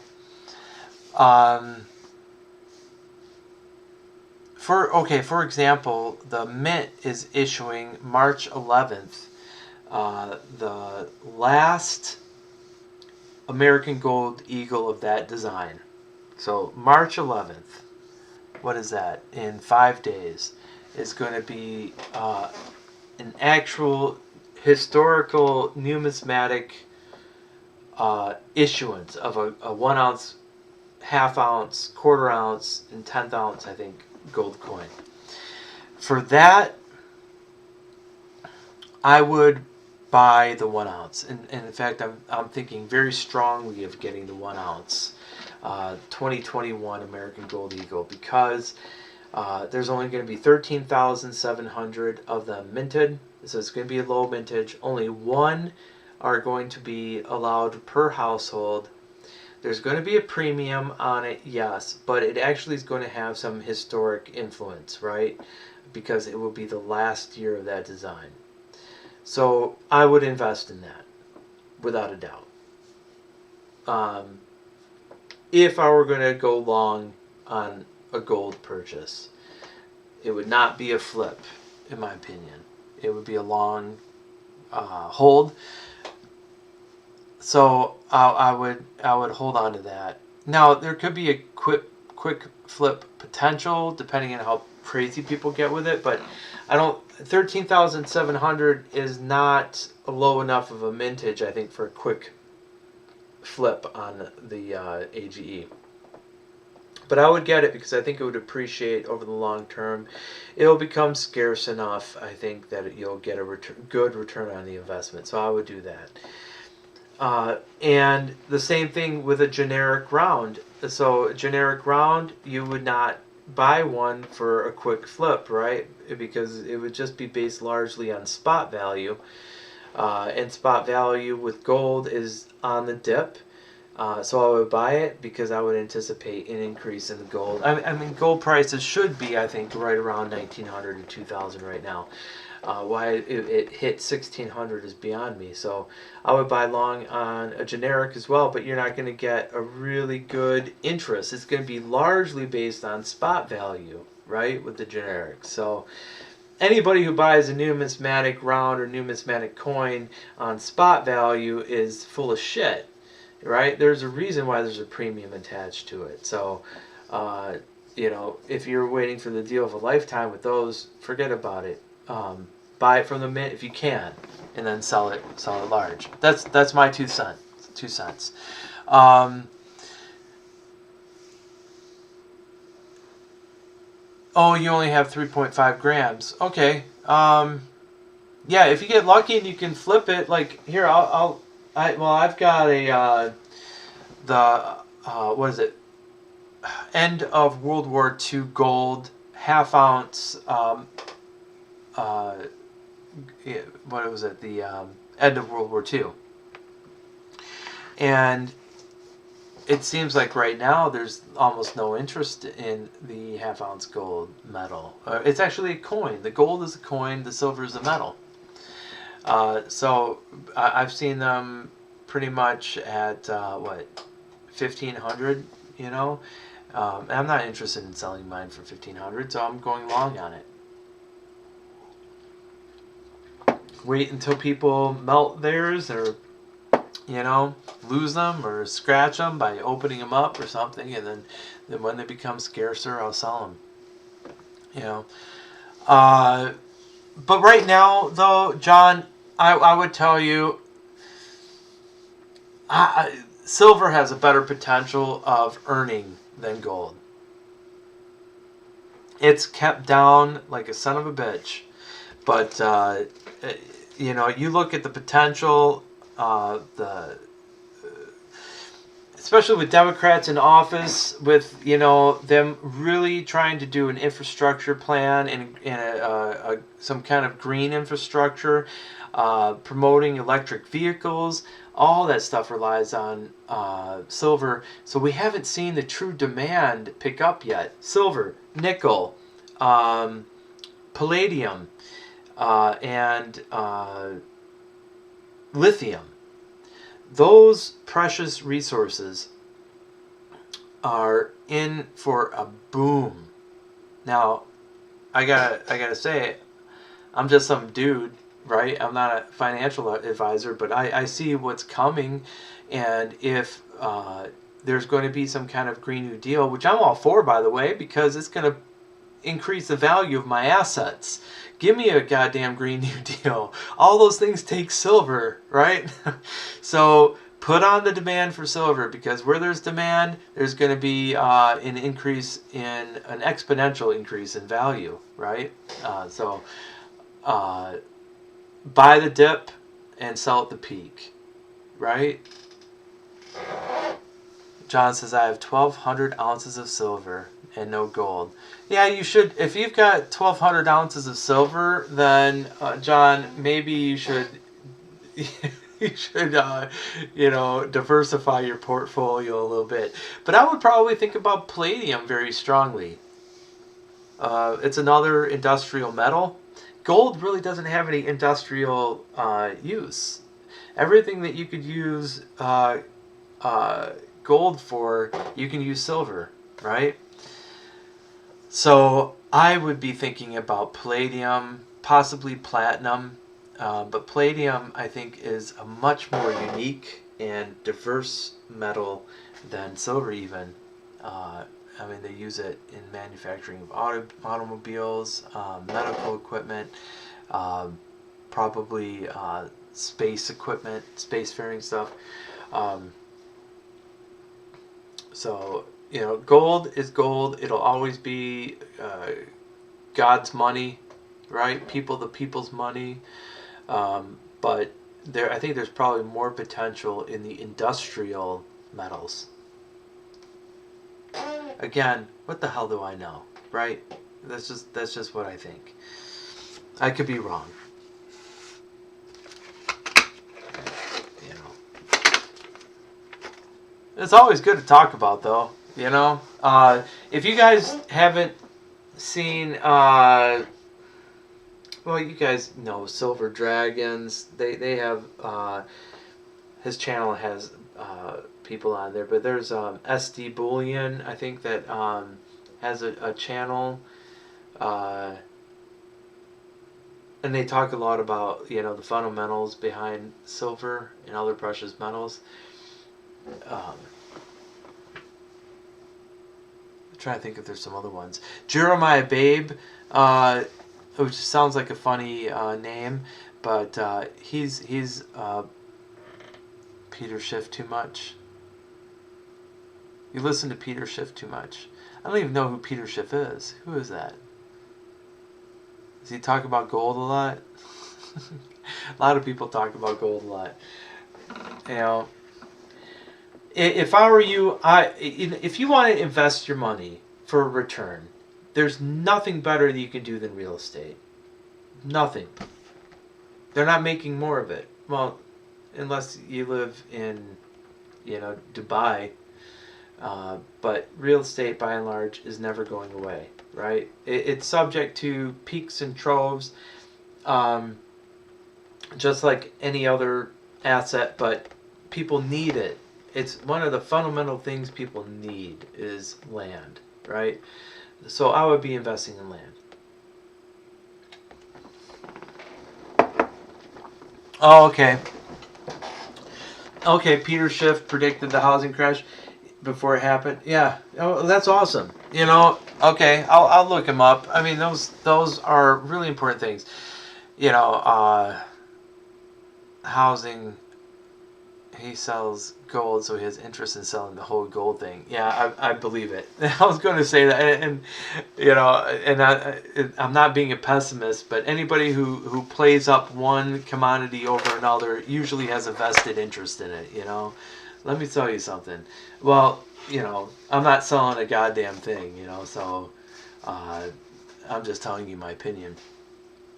I'm already vested in precious metals. You know that. So I think I have enough invested in precious metals. So I start to think about, okay, if I have enough in one thing, what am I going to do next, right? Am I going to keep doing this same thing over and over again and have all my eggs in one basket? No, I don't think so. So, you know, real estate, I already have investments in real estate. So what's the next thing?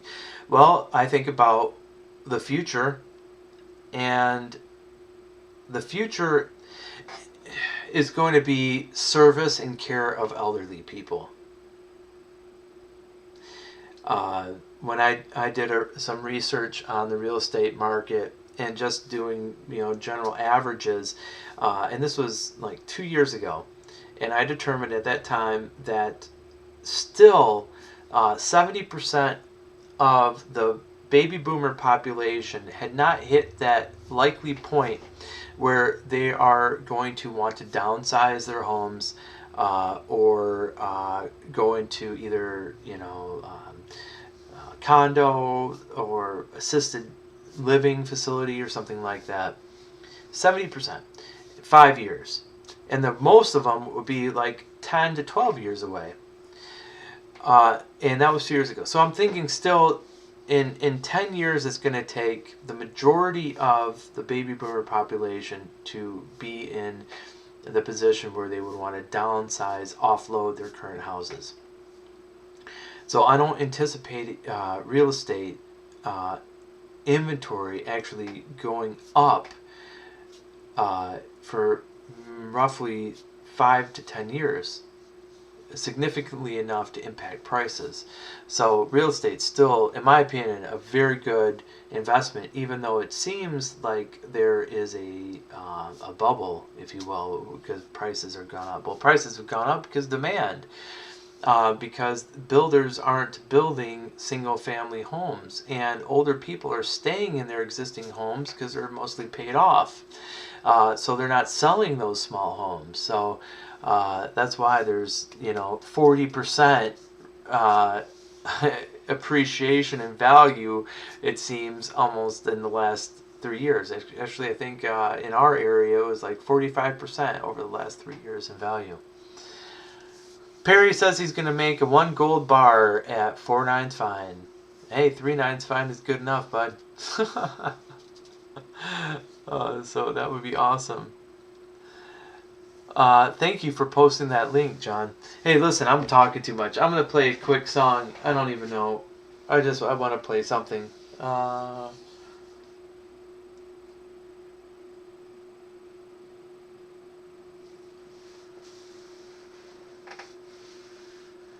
Hey, Shady McGravy, what's going on? Is what lopsided? Oh, my stacks of coins? I don't know what you're talking about. Well, a lot of them they're just stacked. So I have a organization, I have a method to the madness. It's, oh, her boobs. No, that's just the drapery of her clothes. Come on, you see those peaks right there? This is a beautiful design. You guys know this is a St. Gaudens design, right? He's a master sculptor. Most of our favorite coins have his influence in some way. Perry, I try to come on as often as I can. I am not once a dayer or once every 2 days. I'm more like a once a weeker. You know what I mean? I try to come on just to hang out and go through some coins and just talk and spend some good times with you guys. But I'm not trying to make a living on YouTube, and I'm not trying to sell you anything. My channel is about literally spreading knowledge through coin roll hunting. I like to do histories on coins. Like I did one on the 1916 D Winged Liberty Head or Merc dime, and what I was looking for when I was venturing into buying one, and all the fakes and stuff like that. And I got into the history behind the design, as well, discovering the artists behind it. And even some of the models, like Elsie Cadwell Stevens, who modeled for the Walking Liberty, and the Merc dime was the same model who did those. So that's kind of what my channel is all about. And like it or not, I don't do a whole lot of subscriber pushes or anything like that. But usually there's like giveaways on my channels, especially if I do have an auction. I like to give away stuff, or just for fun. Sometimes I'll throw it out. I'm not doing one tonight, because I don't have anything picked out. I like to prepare for all that stuff. So anyway, and I talk too much too, if you haven't noticed. But I've got like penny rolls from Chuck Daughtry I still have to open, and Joe and Diane Durbin. I have these crappy rolls from Mike Badger that I'm definitely going to open just to see what's in these, because that guy ripped me off. He ripped off a few people. I've got bricks of coins. These are all 30s apparently, from the 1930s. Wheaties, okay. So I got a lot of stuff to go through. And I don't know if you can see, like, So there's my organizational thing, you know. So in my searches, I try to find BU coins, as well as errors and varieties, you know, just add to my collection, you know. And again, you like to melt and you're gonna melt gold. I collect this stuff. Oh, this will be a 25 pound bag when it's done. And I've got another one up there. No, I'm sorry. Did I say 25? I think it's a 12.5 pound bag when it's done. And I've got quite a few of those. So I can't wait, because I'm going to be melting some copper one day. And I'm thinking like all the crazy and cool designs. Because I don't want to do just, I don't want to do flat rounds or anything like that. What I'm thinking is like, wouldn't it be cool to do 3-dimensional, like, thin wire sculptures of copper? Like, imagine the St. Gaudens design, for example. Imagine her 3-dimensionally with like thin copper filament standing up. Chess pieces, 3-dimensional. Yeah, Shady. That's the stuff I'm talking about. Like, wouldn't that be cool? And now I know Redneck Metals did some silver chess pieces, and that's awesome. That's too rich for my blood. But I would do copper. You know, I'd do copper on one side, or red copper, and then like I'd burnish the other side or something like that, you know. That would be cool. But, you know, even intricate, delicate copper stuff, you know, like I love the idea of spreading the copper like wire out, like thin strands, and making creations like that, you know. So that's kind of what I want to explore eventually. And, you know, with whatever, I think I have like 50 pounds of copper. I think I might be able to experiment enough to get good at it, you know. All right, I'm gonna play a little piano piece, guys, just for fun, because it's 10 o'clock, but I've been drinking since 5, so blame the ladies.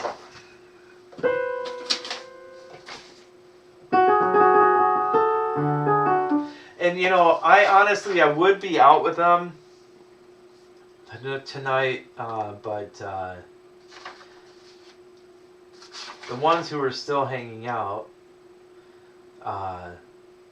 weren't exactly my type. So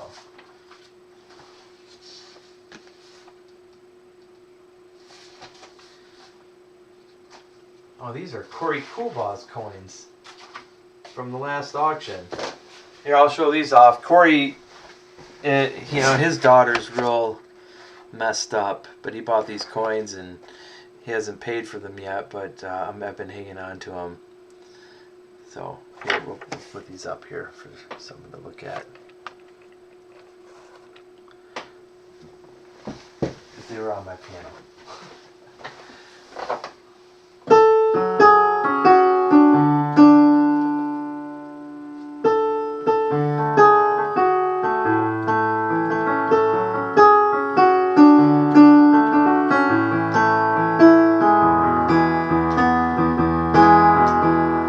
Too loud by any chance?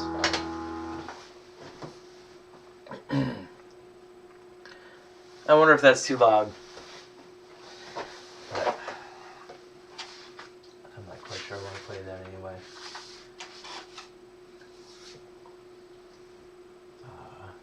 I saw you leave. I didn't know how to tell you to stop. Okay. There we go. I saw you leave. I didn't know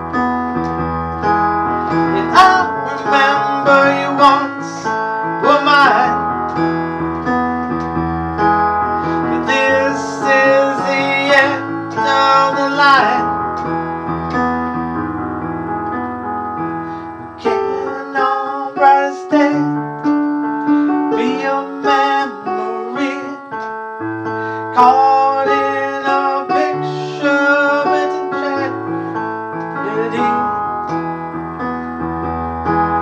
And when did I see your brightest smile? Caught in a picture, been fading a while. 'Cause this is the end of the line. And yet there were days that were just fine. And I remember that once were mine. But this is the end of the line.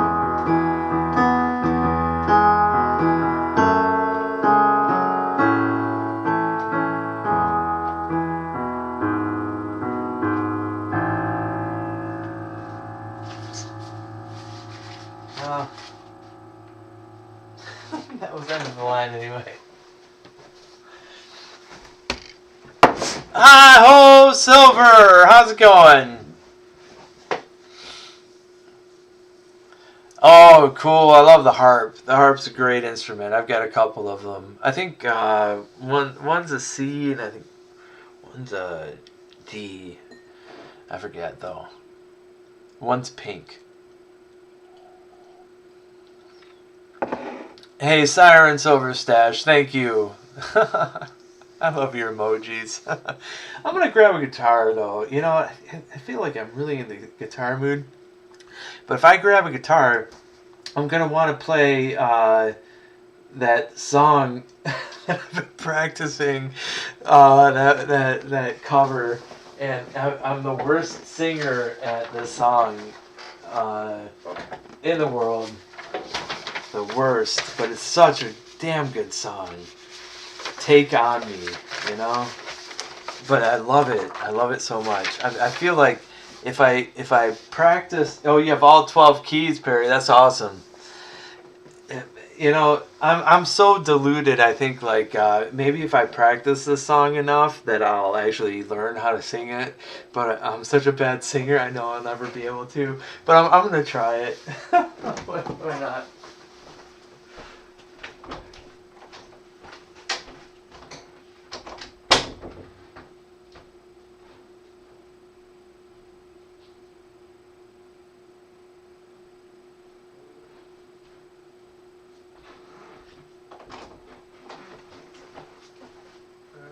Oh, there it is.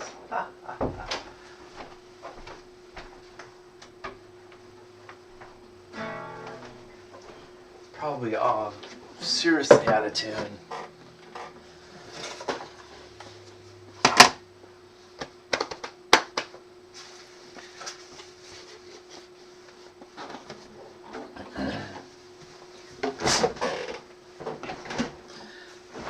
Let's try it.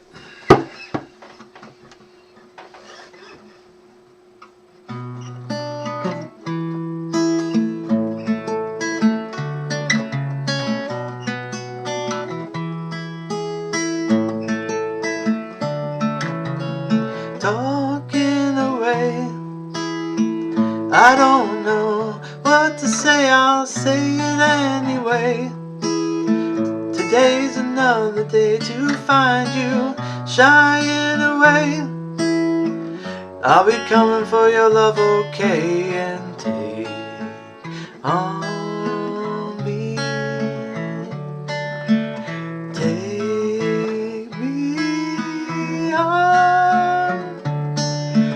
I'll be gone a day or two. So needless to say, I'm odds and ends, but that's me, I'm stumbling away.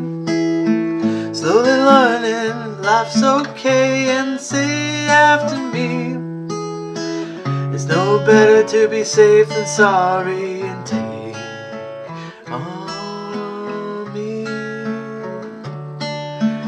Take me on. I'll be gone a day or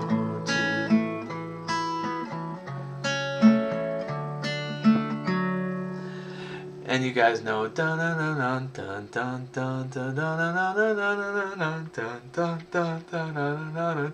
I haven't figured that scale out yet. I need a day or two for that. Well, things that you say, is it life or just to play our worries away? You're all the things I've got to remember. You're shying away. I'll be coming for your love anyway. And take on me. Take me on. Well, I'll be gone in a day or two. I'll be gone in a day or two. I'm working on it. Yo, Ray Philman, what's going on, bud? Thanks for dropping in to say hi. Sorry for the Take On Me rendition. I'm obsessed with this song recently. It's just such a deep song. I never gave that song enough credit for exactly how lovely it was, because it's a lovely song, you know? It's just... Women aren't wrong about romance. Let me tell you. Women aren't wrong when it comes to the heart. They know what's true, you know? And that was a truly romantic song. Hey, Bonnie Raitt. Yeah, man. I gotta tell you, I don't know too much about Bonnie Raitt, but I feel ya. Ray Philman, it's great to have you in, bud. I saw you the other night. I said hi, and you didn't say anything. I figured you just missed it in the chat. I was like, oh, you didn't say hi to me.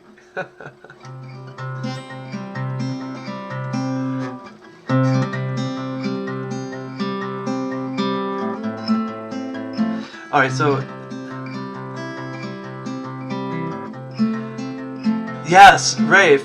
I have heard of Weezer's cover of Take On Me. It is great. I was trying to, you know, when I learn a cover, you know, I want to do homage to the song, you know, but I also, like, I have my own limitations, right? Like, my vocals are terrible, so I try to make it as true to me as I can, even though it's not my song. So that was kind of like my effort. And Weezer does the same thing. That their rendition is fantastic, you know. Oh. So I mean, truly great artists and moments in time captured. You know, that Take On Me song. I mean, it was breakthrough new wave, you know, when it came out, and totally underrated. And I'll admit, I'm one of the ones who underrated. I lived in that time, and I didn't really give it that much thought. And here I am, 25 years later or more, going, holy shit, what a freaking amazing song. You know? Shameful.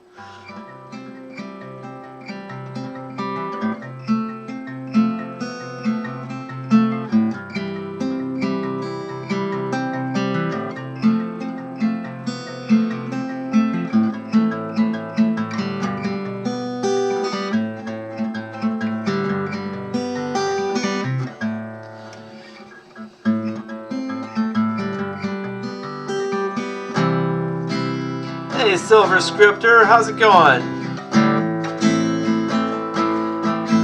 Oh, you guys are rating me. That's awesome. Right when I'm playing music, and I'm not even hunting anymore. So I'm gonna ruin all y'all's ears. Thanks for popping in. Bazinga, hi. Hey, Saints. Kickstart, welcome. If you guys really want me to go through thank you, Coin Collector with Tyler. That's awesome. Here, how about I put the music down? for a minute, and I'll go through a couple more rolls of coins so you guys can see kind of what I do. If you're into that sort of thing, if you'd rather hear some bad singing and music, then I'll do that. But yeah, right, Perry. You know, so we were. John just took off work. That's awesome. So Silver is scripted. That's awesome. Yeah, I got a little piano back here. I play a little bit myself, but I'm not like a classically taught musician. I self-taught and like to write my own pieces and stuff like that and build songs. I got a Pro Tools rig, and I've been working on, you know, I work on new music all the time. Well, when I can. Brittany, how are you? Great to see you.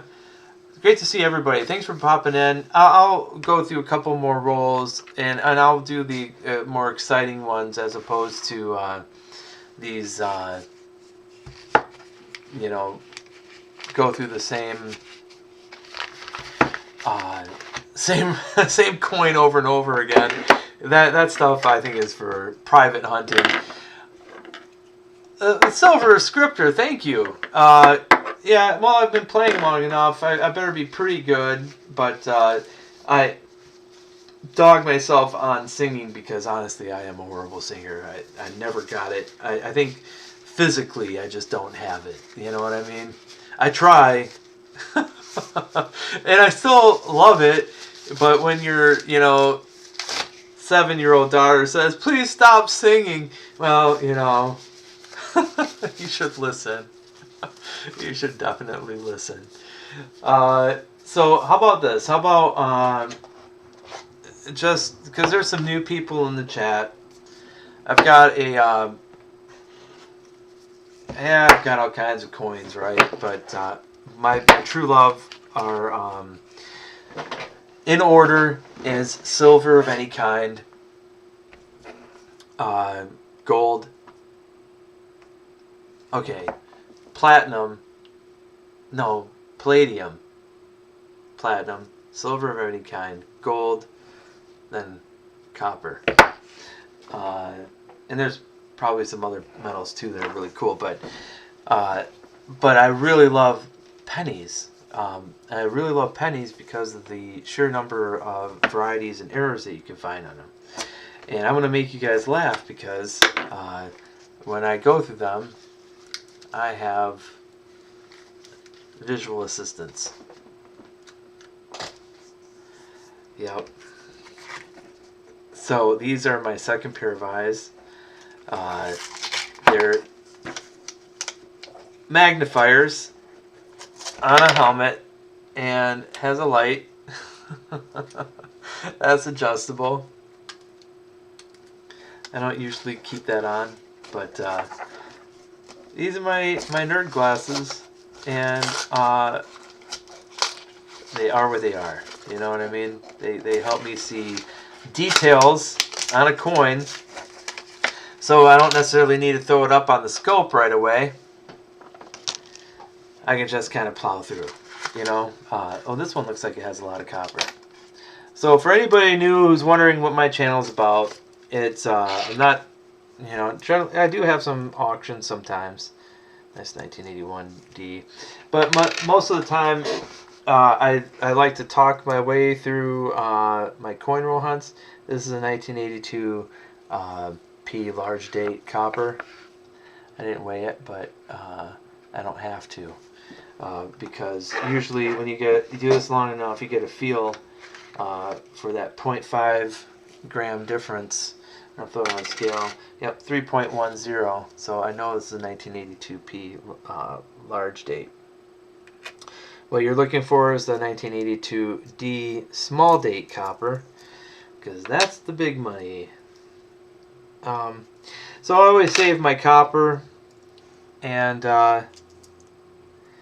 one day I'm going to have a big melt fest and make some really cool. This is the 1992. We're looking for the close AM. That's not a close AM. We're going to make some cool art, I think. I think I would be much better at sculpture art than I am at singing or drawing, because I'm also a terrible drawer. I was given the gift of decent ears. It should be like, you can't say sharp ear for coins, but anyway. I'm so dumb. I think that's a D. Just a, yeah, 74. Nothing special. Oz Art, hey, welcome, buddy. How you doing? Great to see you. I want some coffee for sure. Can you put some vodka in it? I started, so you guys don't know, I was running around. I've been really busy with work lately, and I had some old friends of mine who they need my assistance, and so I was working with them today, but then, you know, they invited me out with some other old friends from high school. Can you imagine how long ago that was? And I went to a restaurant for the first time in a year today, and they bought me a few drinks. That looks like a little dye chip at the T, does it not?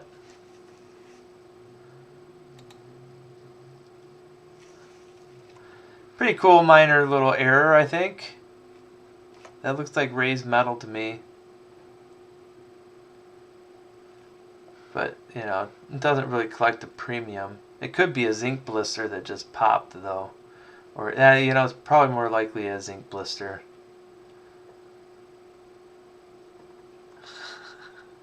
Perry can draw stick people. I know, exactly. I draw great stick people, you know. Or a couple of dumb designs that, you know, I've perfected over the years, so I'm not completely embarrassed in drawing. Hey, Brittany, I'm so happy to hear that you're doing good. And let's check this for the 89 reverse initials, and those are 88. So this 88 is a true 88, and therefore just junk. I mean, it's worth a cent. 1972 Canada. We did find a Wheatie today, but it was a pretty beat up 1952, if I remember right. So it went into the wheat cull bag. It's a 1961 D, but it's honestly, it's too beat up to even consider looking at for any varieties. When it gets to a certain level of circulation, there's really no point, because there's not going to be a premium attached to it. And the last thing I would ever want is to find a double year 1984 Lincoln set, and it's like got some kind of serious damage to it, because then that rarity is not going to be worth a goddamn thing. Sorry. Nobody's going to want it. I'm just looking for some doubling here on the 95, and this one doesn't have it. 99 is a close AM, which is typical. You want a wide AM on the 99. 77s, there's nothing there but copper. Here's a nice 1989. Let's see if it has the reverse of the 88. That is a reverse of the 89, but I think the 89 has a die clash at the nose. So let's look for the die clash at the nose. Guess what? There is no die clash here at Lincoln's nose. But it looks like he's got some boogies coming out of it. So, and there's a die crack going from the mouth over, but not worth keeping.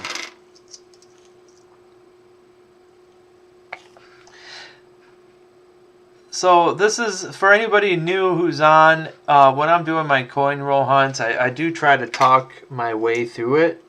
It's a pretty nice 1980. That might be worth putting in a BU roll. We'll have to inspect that later, though. So yeah, I tried to talk my way through it. It was a really nice 1978 D as well.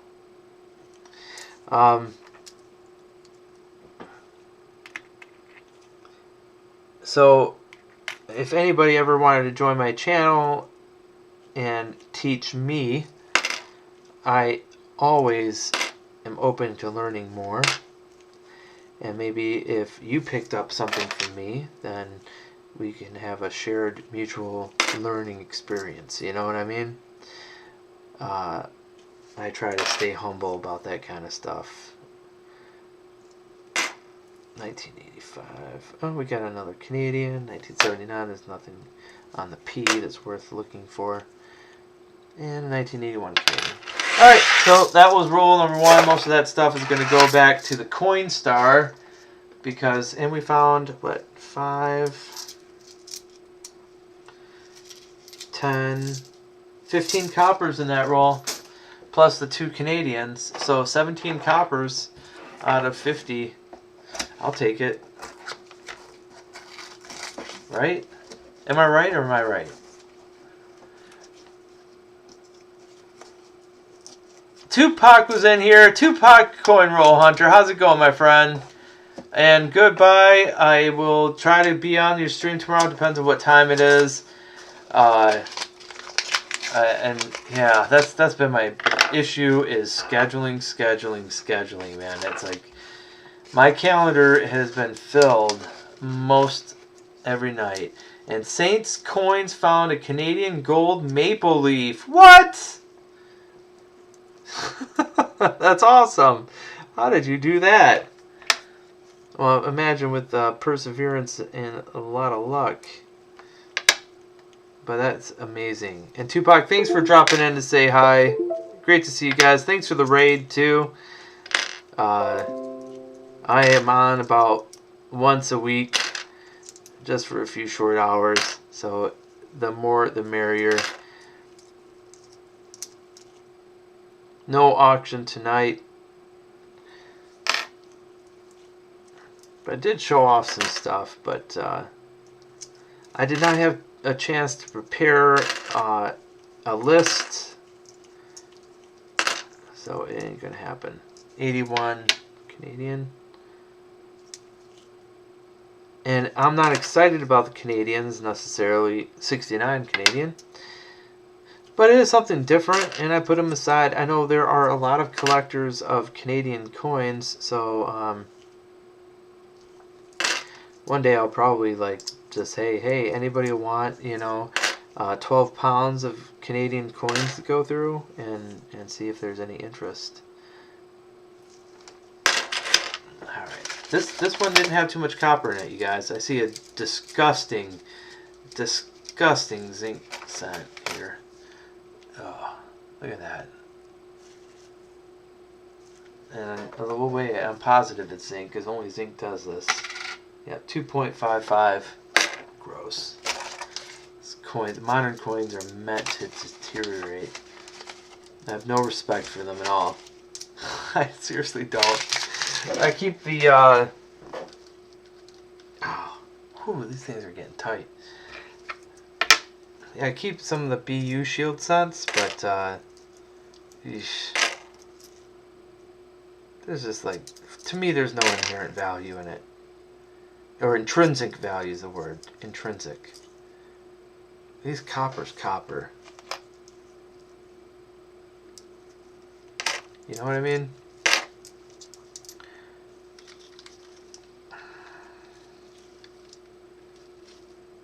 $82D large date. One day I'll find that small date. 82D. Here's a herpes 84. It's not bad, as bad on camera as it looked like.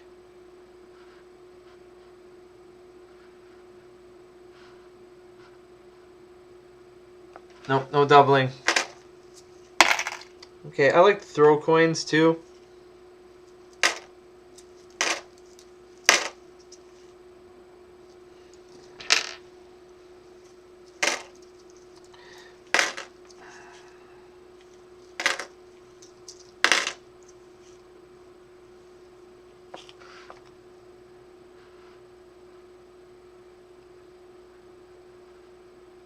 Just a giant stain.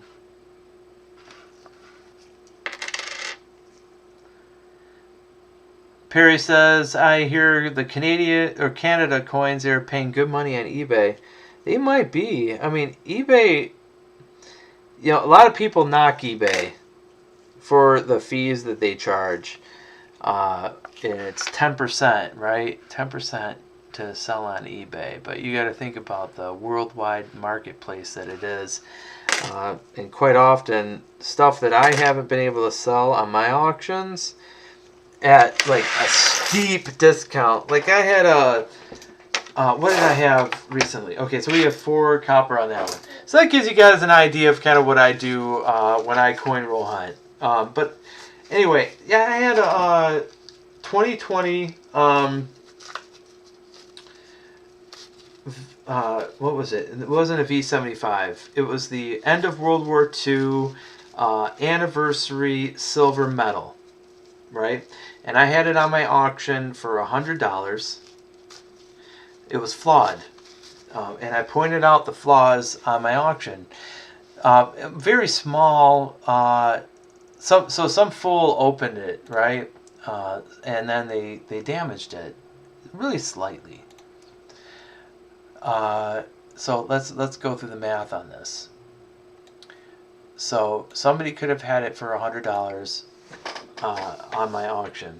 I sold it on eBay for 142 plus some change. So let's just say 142. So 142 and change times 0.865. That's because eBay fees is 0.10 and PayPal fees is 0.035, right? So I basically netted $123. So I sold it on eBay for $23 more than I could sell it on my own auction.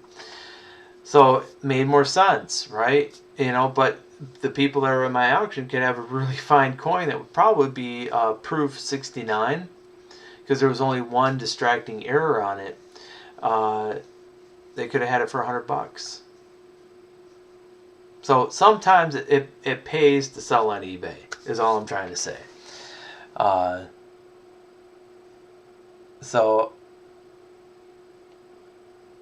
But sometimes it pays to sell on your own auction, right?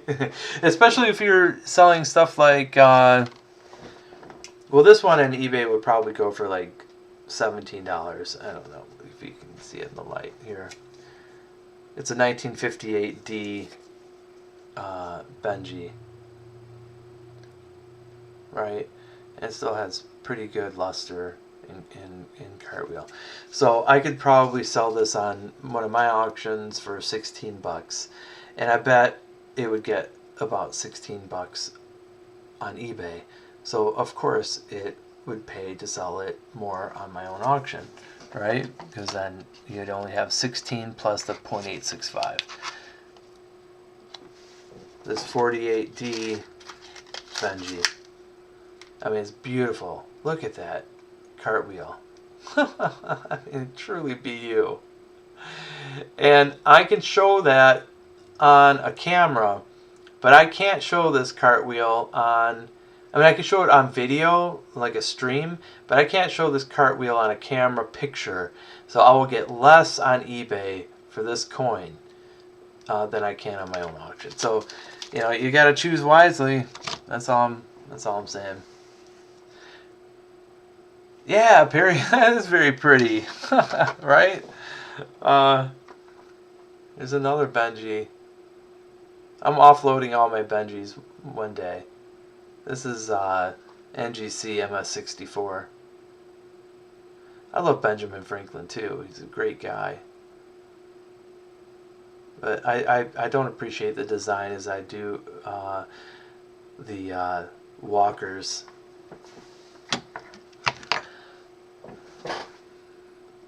Saints Coin says, I need to get some coins. Wait, you're Saints Coins. You gotta have some saintly coins, right?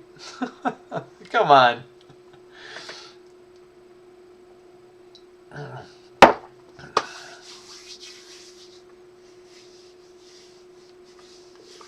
Anyway, that was my little spiel about eBay. It's just the way I think about eBay versus your own self auctions.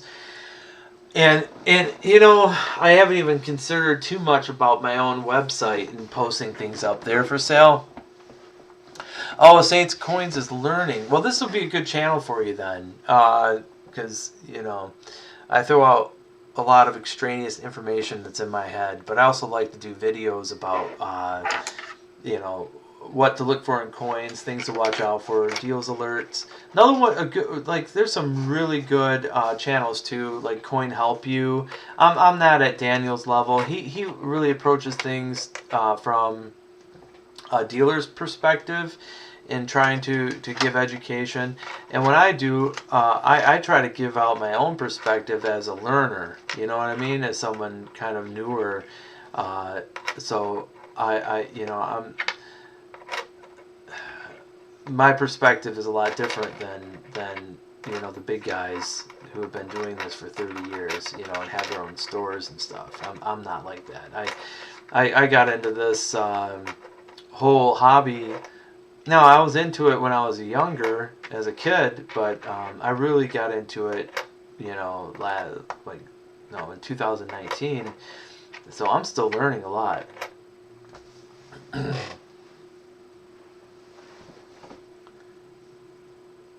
Saints coins. I just need coin. Well, you know, if you need coins to start off with, Saints, then the best thing you can do is go to your bank and ask for some coins. Right? Ask for coins. Ask for rolls, and then go through them. And then you're gonna think every single coin you look at is unique and interesting, and every piece of damage is something new, and then you're gonna learn along the way what to look for, what's damage, what's a error, what's a variety. If you're smart, you're gonna read. You're gonna get your red book. You're gonna get like Coins for Amateur. They have a book that's out. You'll go to the library. You'll get some books from the library, because there's no shortage in information about books. You'll be on the PCGS website. You'll be on Variety Vista, Wexler's. You'll be learning about the stages of doubled dies, and that all I could tell you is if you really love it and it makes you feel good, because hunting this stuff is a task, right? It's work, but it's worth it when you find that gem, you know, and it gives you that feeling like, holy shit, is it this? You know, is it this 1968S RPM 001? Holy shit, I found it, you know, and you go and you verify it, and it is what it is, and you ask one of your buddies, and she says, oh yeah, that's it, you know, this is whatever. It's a great feeling. Nothing like it. You will, Saints, as long as you put in the work, you will. It's undeniable that eventually you're going to find something really cool as long as you put in the work, you know, and you have to not have that, don't have an ego about, you know, they're all wrong, they think it's damage. If you're talking to an expert who's seen 1 million coins and they think something's damaged, accept their word on it, and, you know, okay, it's damage, right? Here's, for example, 1969D floating roof. This is a true floating roof. This does not have the lines on it, right? And you know how long it took me to find that? Because most of them have a line on it. Yeah, we got that 2000 wide AM. I know I have a 1998 wide AM too. I don't have a 1999 yet.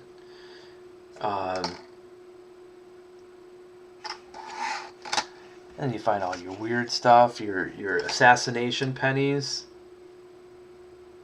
Oh, I'm sorry. Yeah, your assassination pennies that have a counter stamp of JFK looking at Abraham Lincoln.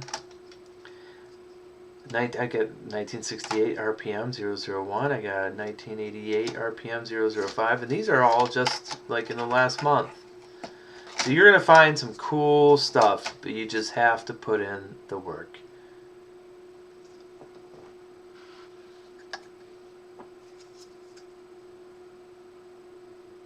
Yeah, Saints coins. If your parents wrote me an email and they said, hey, my son so-and-so is Saints Coins and he likes your channel, if he wins, send the coins addressed to me, then absolutely you can participate. But I would need their acknowledgement ahead of time. All right, and type in !email and you have my email address. Give that to them. Okay. Oh, John, you want to see an assassination? All right, hang on. Absolutely, I'll get you one. All right. Here. Cool. Thank you so much, John.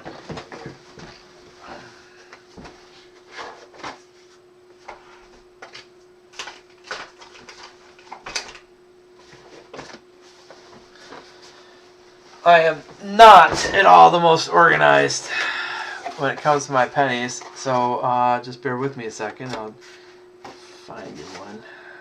I think I have a couple in here.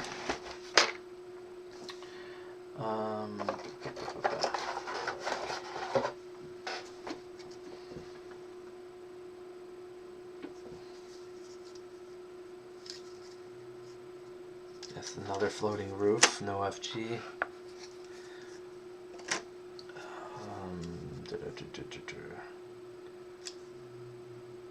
Stage DDR.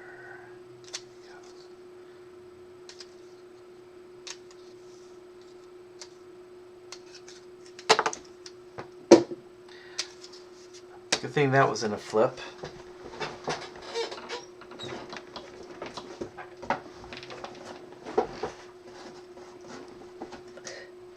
Alright, let's see. We'll find that assassination deck. It is in here.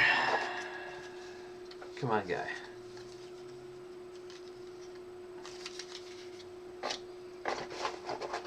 I usually keep all my errors and weird ones somewhere in another spot. Be 19.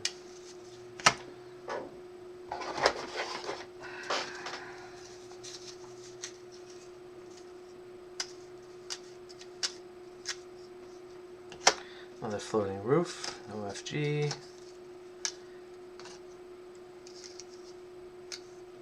I'm getting closer, I think.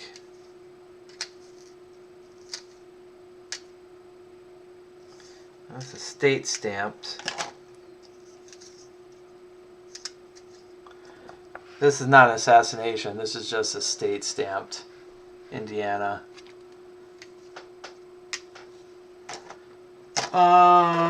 Come on, come on. Where are you, brother? I didn't put it with my regular collection, did I? What was it at 68?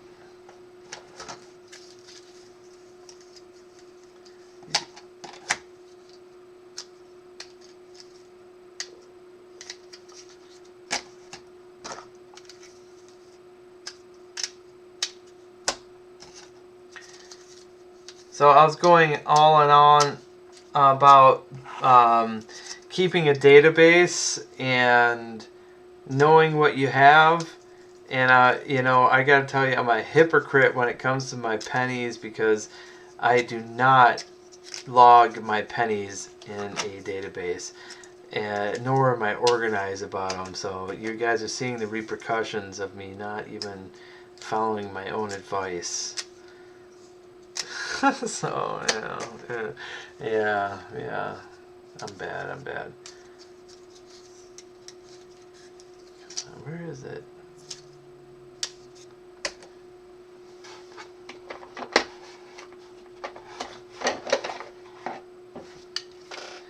Here, I'll throw this bad boy on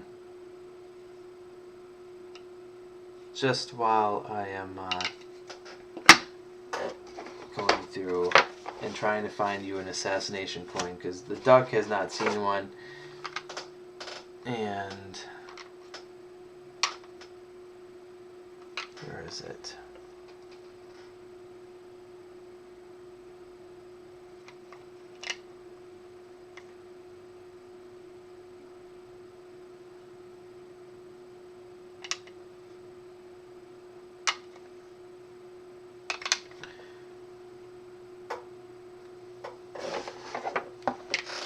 This one's nice to look at.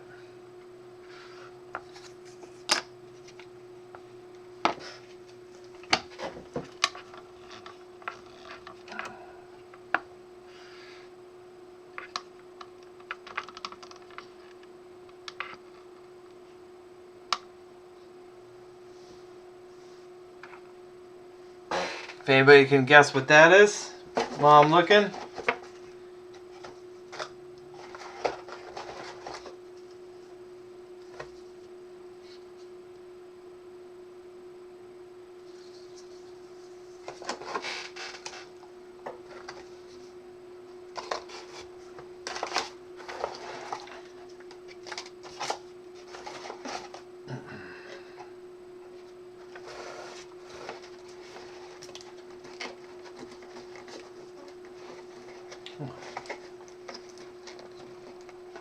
Saints coins. Saints coins. Usually I do gauze, like during auctions and stuff like that. But I've done them other times too. Oh hell, I could do them tonight. I don't know. But there's another floating roof. Okay. Okay, I think I'm getting closer.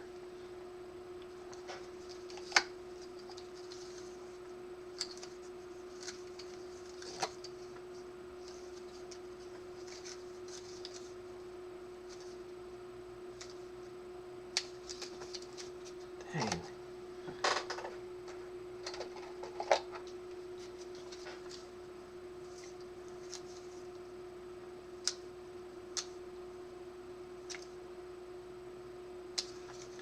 All right, okay. When was Kennedy assassinated? Was it 68?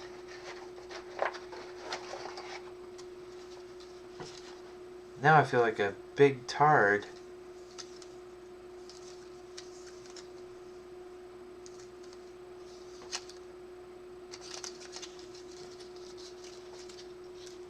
What happened to my assassination penny?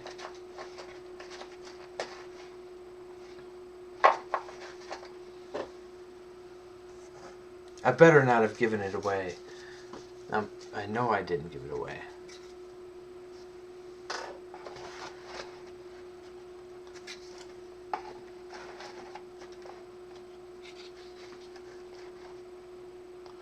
This is all a matter of organization, you guys. Stay organized. Don't be like me.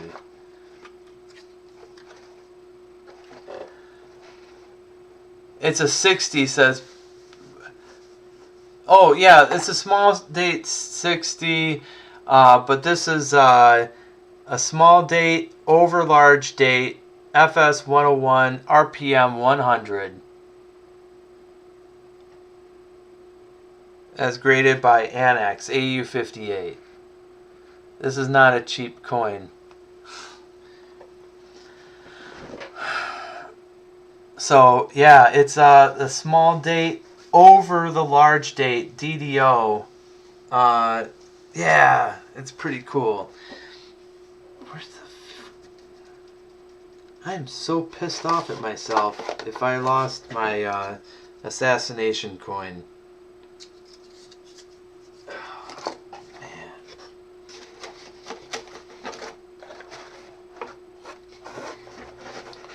You guys also aren't helping me very... Oh, it's David, it was on a souvenir card. That's cool. Yeah, I found mine circulating. And now I can't find it at all, which is really, really upsetting. I'm almost positive that I put it in a flip.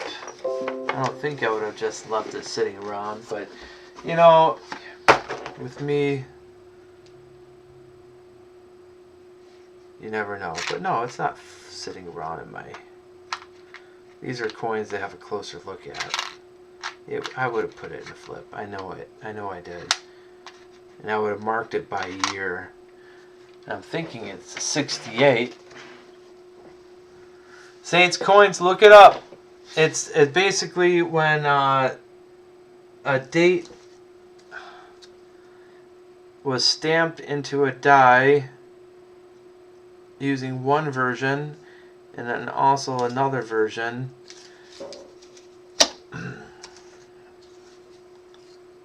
There's my 98 wide AM. Man. Oh, I'm so pissed at myself if I have to go through my whole collection to find that assassination coin. I really wanted, since I brought it up, I really wanted to show it. Another floating roof. How many floating roofs do I have? Beautiful 61 proof. PM001.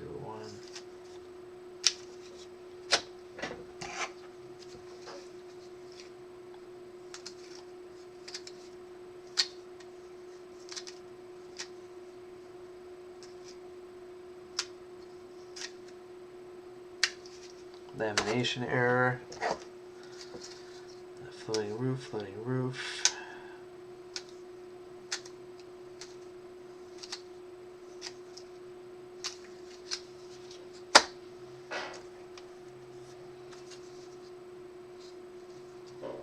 Misaligned die. Come on, baby. Where are you?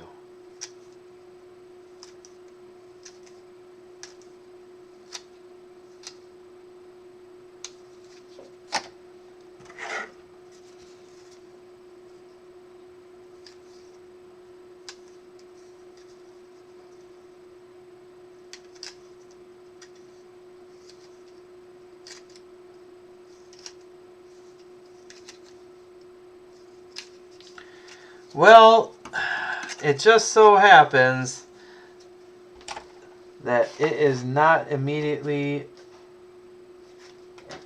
visible, and that really stinks. I'm sorry. I do not know what happened to it. I must have put it away somewhere, and somewhere so secret that I can't find it again, which, you know, doesn't surprise me in the slightest. But dang. Sorry, John. I will try to find it. If I do find it, I will email you a picture of it so you can see it, okay? Man, I'm really pissed at myself for that. Clip planchet.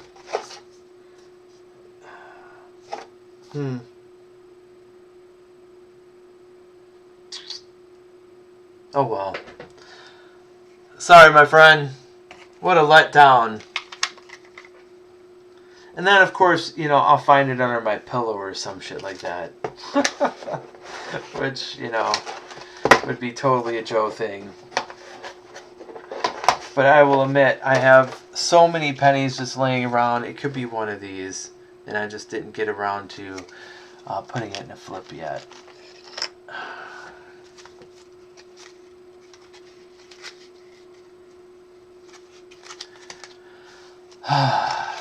What's this? Stage G RPM 002. Okay.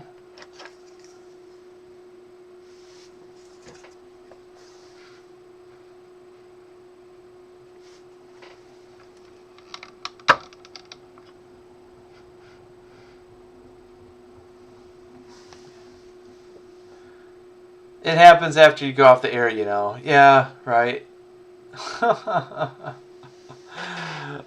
Yeah. Anyway, and get organized before you stream too. But anyway. So, sorry about that, Duck. But like I said, when I do find it, I'll shoot you a picture, my friend. I know I have one. Basically, it's JFK looking westward, right at Abraham Lincoln, who is looking eastward. So they're looking at each other, two assassinated presidents.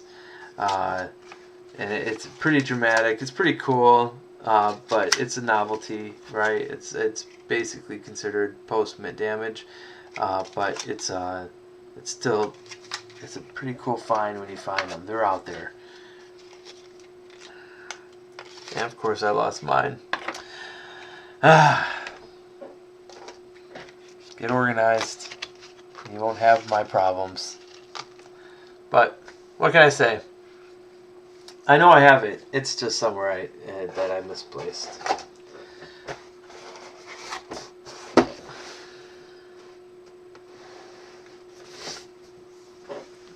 First world problems.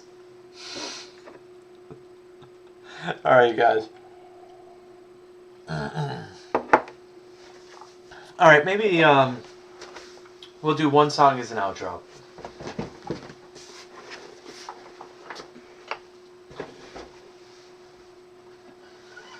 Anybody know the chorus to Sweet Child of Mine?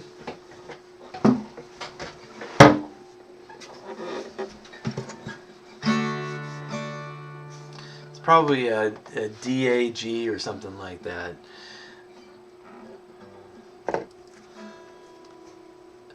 Hey, yeah, you know, Perry, just type in !! email and you'll get my email address. I love getting pictures of coins and stuff. So if you got any questions, always feel free to reach out. If I don't know, I'll tell you I don't know, right? And I'll try to direct you to the right person who would be the expert at that. That's what this community is about, you know. Like I said, I ain't trying to sell anybody anything, and just, you know, I want good blood, you know what I mean? I want to sleep at night. So, let's see. I never played the song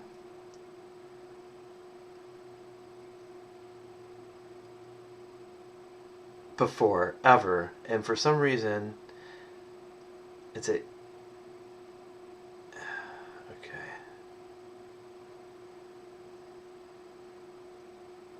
It just came and popped in my head.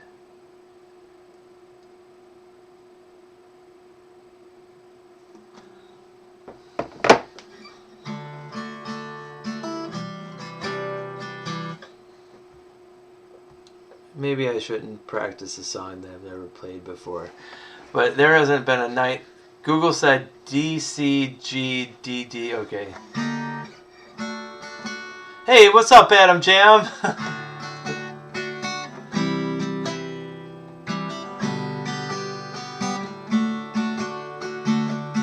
She's got eyes of the bluest sky.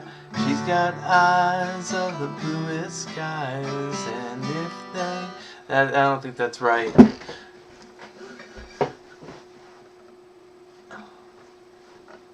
So can you help me and type it in for me? Sure. There we go. And we won't play that song. We won't play that song. I do love that song, but how about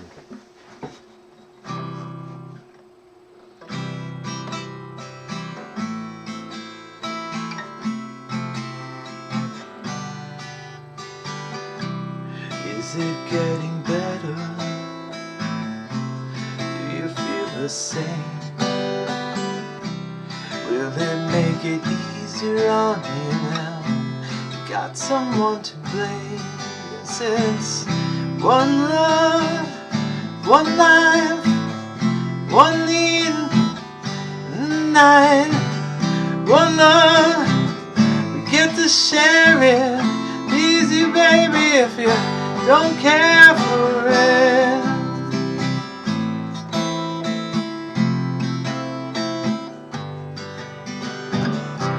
Did I disappoint you? Leave a bad taste in your mouth? You act like you never had love. You want me to go without, and you say say it's too late tonight. Drag the past out into the light. One, but we're not the same. Get to carry each other, carry each other.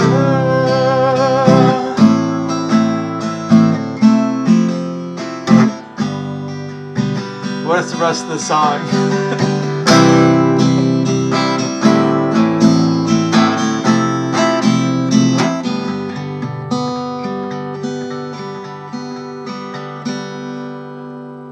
Someone forgot the rest of the lyrics. I haven't played that song in like 20 years. For real. What is why am I busting out music that I haven't played in so long? I don't know. So I can be embarrassed. Probably. I could probably just look up the lyrics. But it's like wait, hold on. Hold on, little girl. Show me what he's done to you. Stand up, little girl.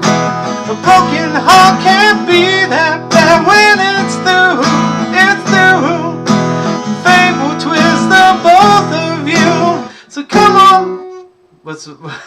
Come on, baby. Alright. I forgot all the chords to that. The one who wants. Alright, somebody has to look up Mr. Big lyrics. I'll figure that shit out. Does anybody remember Mr. Big? Oh, everybody just unsubscribed.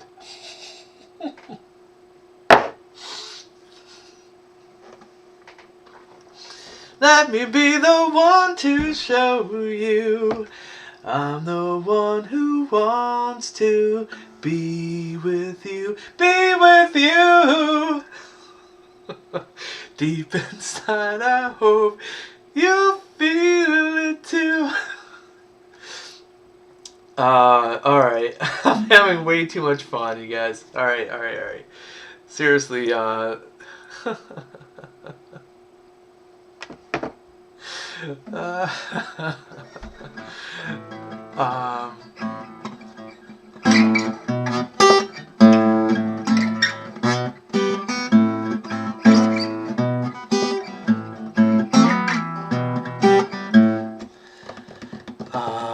man, there's so many songs running through my head right now, and I want to play them all, and I don't have a damn guitar pick. Oh, by the way, you guys, and I'm gonna do a video on this.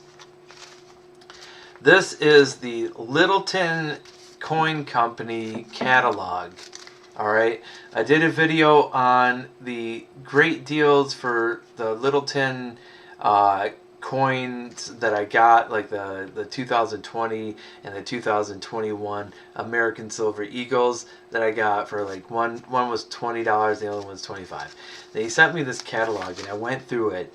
Do not ever order a damn coin out of this catalog. Never, ever. This thing is so ridiculously overpriced that it's embarrassingly overpriced. If anybody ever bought something for this, I would have to take this, wrap it up, roll it up, go to their house, and slap them over the head like 10 times. What the hell are these people thinking? You know, it's all marketing. 1879 Morgan dollar, it's a P, $103. Give me a break. Are you gotta be kidding me? They got Mercury dimes in here that you know, they're like $3, $4 Mercury dimes they're trying to sell in average circulation for 12 bucks. I mean, you seriously, they have okay, the 1976 bicentennial 3-coin set, proof set, which is really nice. I've got a few of them, right? And I sell them for, you know, $24, $25. $67 in here. $67. What kind of maroon would do that? You know, I have not found one reasonably priced thing in this. Yeah, John, it is a rip. So I was kind of like hopeful. Extend, expand your Mercury dime set collection with a complete year set of 30s issues. You know how easy it is to find 30s year issues of a Merc dime? They want $129 for 10 coins. That's $13 a coin. Are you kidding me? For 30s? They're so common, it's unbelievable. Okay. Sorry, I'm going to calm down. I'm going to do a video on this because, no.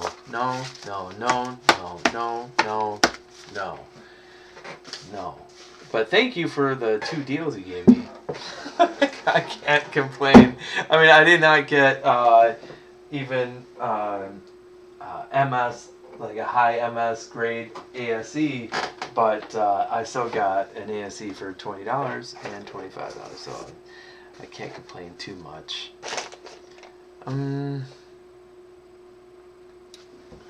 If I can find a pick, I'll play it. If my buddy Jim were here, he would want me to play this song by Guns N' Roses called Patience. But I don't have a pick, so... And I'm a pick collector, so where my picks are... I blame my daughter. I'll be a Ted Cruz and blame my kids.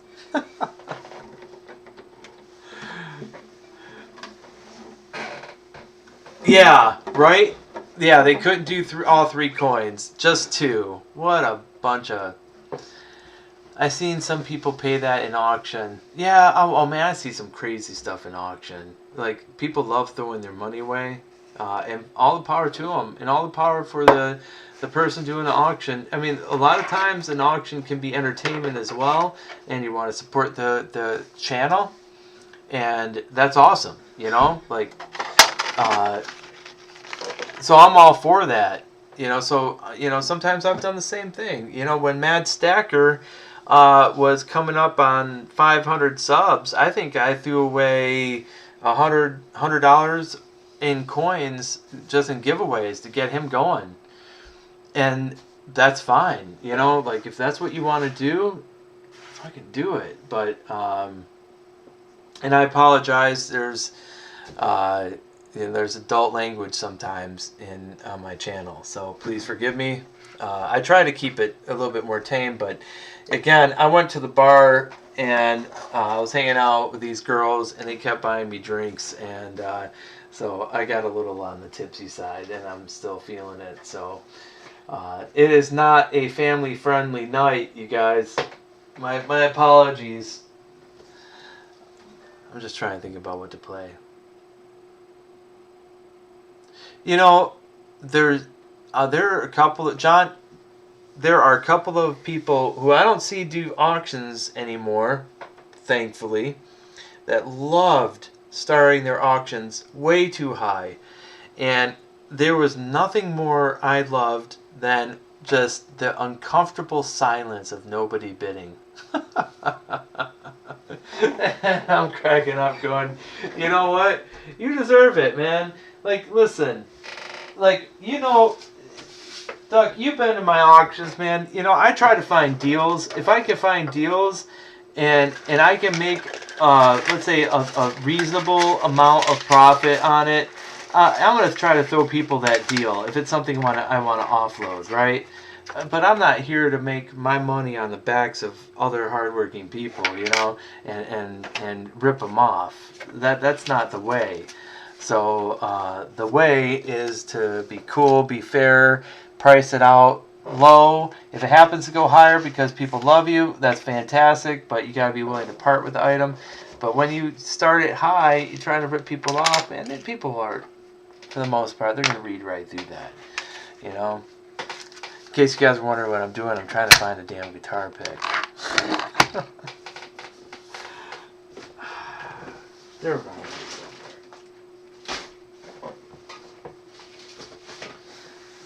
somewhere. Oh well. No guitar pick, you guys.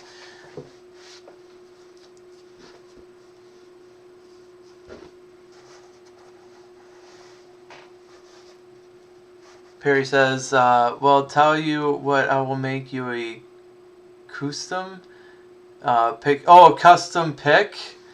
With my page logo? Dude, that would be awesome. Are you kidding me? My all-seeing eye? I'll pay you in channel stickers. No, seriously, I'll throw you out. Like my intro, Mickey Robs Banks did my intro video on the last video that I did. And it was awesome, you know. He did it for free. And he said he would make some edits based on kind of what I was looking for. He hasn't been able to do that, but he's been super busy. But, you know, I said I would throw him some silver, and I'm still going to. I'll throw him something out. I just feel like playing with myself.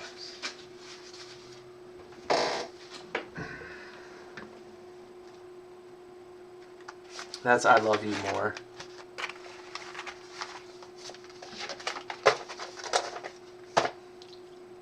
Heaven.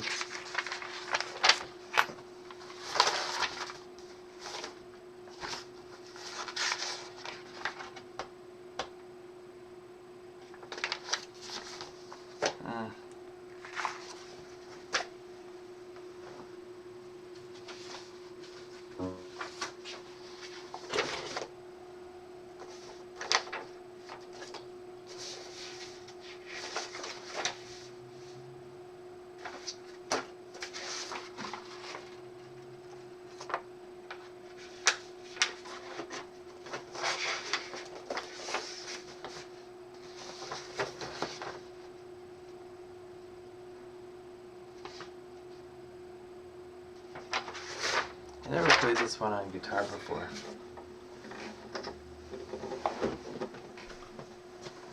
Thanks, Perry. I'll take you up on that.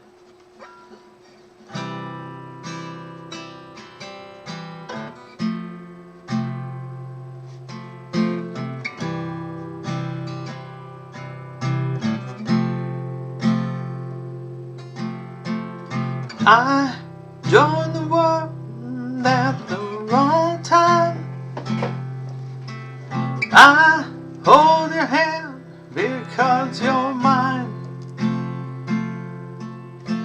You say we run away for our lives.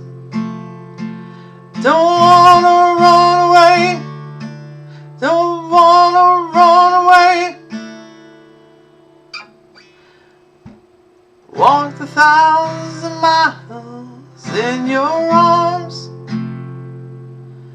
Held our heads down to keep from harm. We got to freedom's door, but heard alarms. This is not right on the guitar.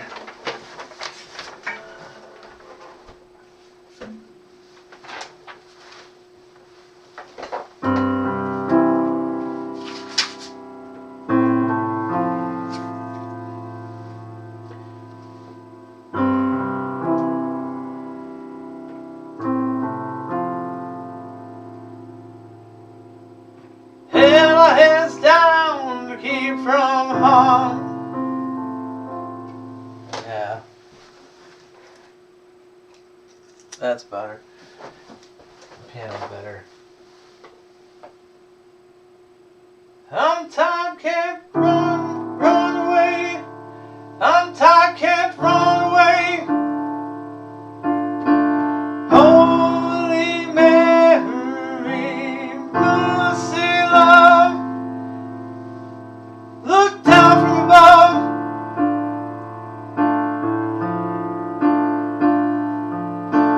Holy Mary, mercy, love.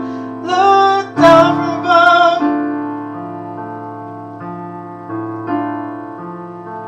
Now I see the world through my tears,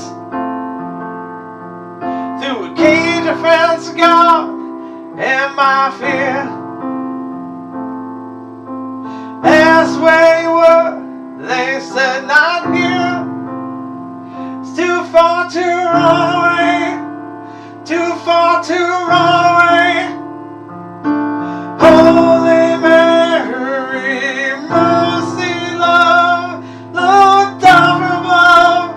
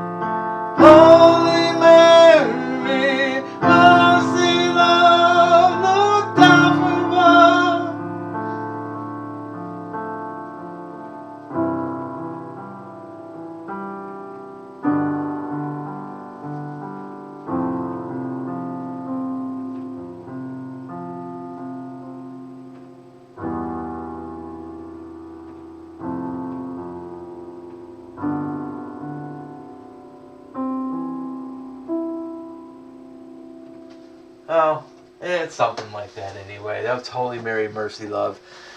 I think you guys got that. Hey, let me catch up here. I will send you a pic of the logo for sure, Perry. That was a really bastardized version of that song, John.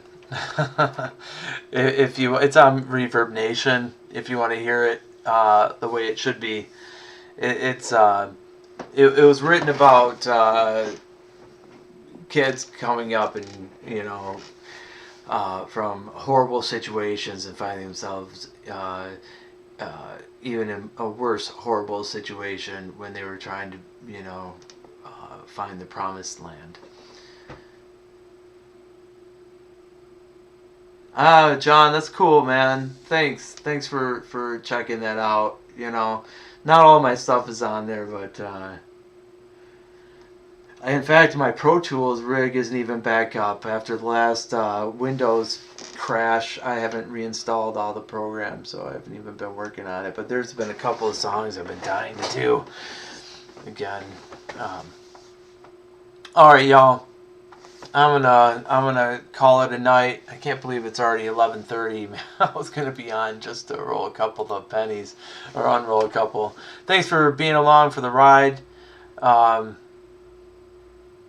David, John, Perry, all y'all. Siren, Adam Jam, if anybody's still with me, thanks for joining. Even if you're not and you're watching later, you guys are the best. I'm going to call it a night because it's late, but it was great hanging out with you guys.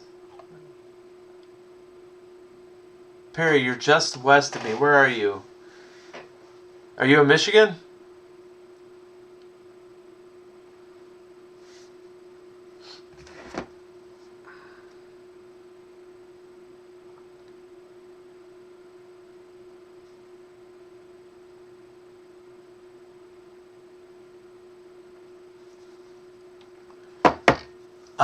Okay, Minnesota. All right, right on. I know some good people over there. I think the Durbans are by you. So, if you haven't checked out Joe and Diane Durbin's channel, I would recommend it. They pretty much do auctions, only auctions. I'm more of like a variety kind of thing. I do auctions sometimes, but I'm trying to more for just hanging out. Like I said, I'm really not trying to sell you anything. Most of my auctions were like, hey, I got into this collecting thing. I started collecting everything, which you don't want to do. So I was like, hey, how can I get rid of some stuff? And then I found some really great deals that I wanted to pass on to people. And I'm at that point now where I'm like, I still have a ton of stuff, but I just don't want to get rid of any of it. But that was never the point of my channel anyway. The point of my channel was coin love, coin history, So I'm kind of trying to return to those roots, If people want to be along for the ride, cool, And Hi-Ho Silver, thank you. You are not Hi-Ho Silver, though. You are Hi-O Silver, right? Sometimes I get tripped up with the names, Slight variations are, in fact, different people. But you're welcome to, and it was fun hanging out with you as well. Cheers. Peace, love, unity, John, Duck. You guys, be good to yourselves, be good to each other. And, hey, hi, oh. You're still cool, bro. So, are you a bro? I think you are. I'm just guessing. I don't know. I've been hanging out with the ladies tonight, so the ladies are always welcome on my channel too, of course. Barry says, come to my farm. I have 10 years of coins to go through. Yeah, I know. I've got, I don't know about, wait, how fast do you go through your, I imagine you could take 10 years going through one box. Maybe go faster. I'll come to your farm, though. I love coins. Coin farm sounds good. All right, you guys. I'm going to go. Thanks again. I'm going to try to stream again soon. But I do have some more videos coming up. I just have to edit, you know. You know how that is. I try, but then the coins. It's all about the coins, you know. So it takes time to go through these, and you know. But these OBW roles, I want to go through these pretty soon. Even though I know Joe, or not Joe, Mike Badgers. Be wary of certain people selling stuff on YouTube. Learn from my mistakes. Brittany, love ya. Learn from my mistakes. Learn to recognize opened roles that people are trying to pass off as never opened. I should do a video on that. You know I've covered it before in chat, you know, just in a stream, but I should do a video on that. People recrimp these things after they've gone through them. It's bullshit, but they do it. You need to be aware of it, you know. A lot of it's on eBay, but it's on YouTube too. So I'm going to do a video on that. But anyway, bless y'all.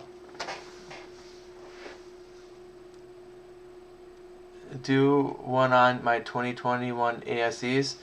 Hi, oh, do you mean like do a video on it? On the differences of the designs, or on getting it through Littleton, or the proofs that I got? I did a quick one on the opening, the box opening on the ASEs. Here, hold on a second. I might... Oh, I don't have the box. I put the box in deep storage. I'm not planning on getting rid of those ASEs anytime soon. I think they're historic in nature, so I'm long on them. I know the hype right now has driven the costs up, and being long on them will probably bring the price down. The interest level will go down, but I don't think it's going to go down so significantly as to affect it. You know, it's the last year of the design, so it'll be written in the history books forever as that. So that's why I'm kind of long on them. I think in maybe 20 years, it'll more than double in value. That's my guess.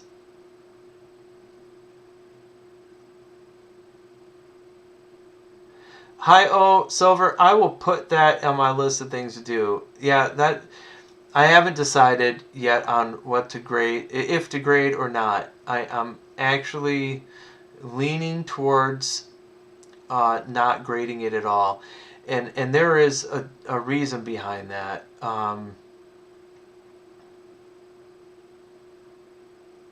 You got yours today. That's awesome. Sorry, I know it took a long time. I think I think that most people who are going to get it graded, and I'll put this in the video as well. This is my thought on it. I think the packaging is going to get destroyed in years of moves, and I don't think the OGP packaging, it's going to become scarce. People also, there's a bond, I think, and this might sound really weird, but there's a bond in a coin and the person. You kind of even want to feel it. You know what I mean? Even if it's in a plastic capsule, you can feel the weight of it. You get it graded, and there's like a disconnect between the coin and the person. I have to tell you, it's real. You know, so like, I got this coin here, and I have this coin here. Right? And I feel closer, so much closer, even though it's in a flip. I can feel this coin, I can feel the weight of it, I can touch the smoothness of it, and I feel like a bond to it, you know? And this, I feel like it's just like a thing.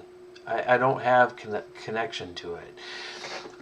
So my guess on that ASE is, oh, you know, okay, you guys get me. All right, so it's not that weird. So my guess on the ASEs is that, yeah, you're going to have a proof 70 in the world, you're going to have a couple of hundred of them. Maybe, let's say, 300 proof 70s in a capsule, and they're not going to be particularly rare ever, you know, and there will be a premium on it, and it might even be, let's say, a $300 coin. And some way along the line, somebody actually saved the packaging that came back from PCGS or something. And so suddenly the whole package is $500.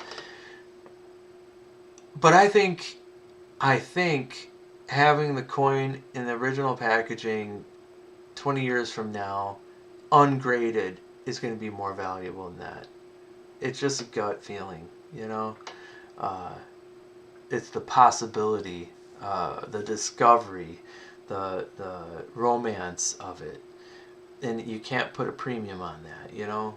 So as long as it's cared for and it's, you know, legit, I think it's gonna get more money. But ultimately, what I'm leaning towards is I want to pull that out and I want to look at it myself. I want to feel it myself, see it myself, and not be disconnected. And so that's why I'm probably going to not get it graded, either one of them. So, but I haven't decided yet. I might get one graded and keep the other one. So, we'll see. You know, what a great idea for a video. Thank you for sharing that. I'm gonna do that, just to wax poetic about my thoughts. Anyway, you guys are awesome. I'm sorry for keeping you up.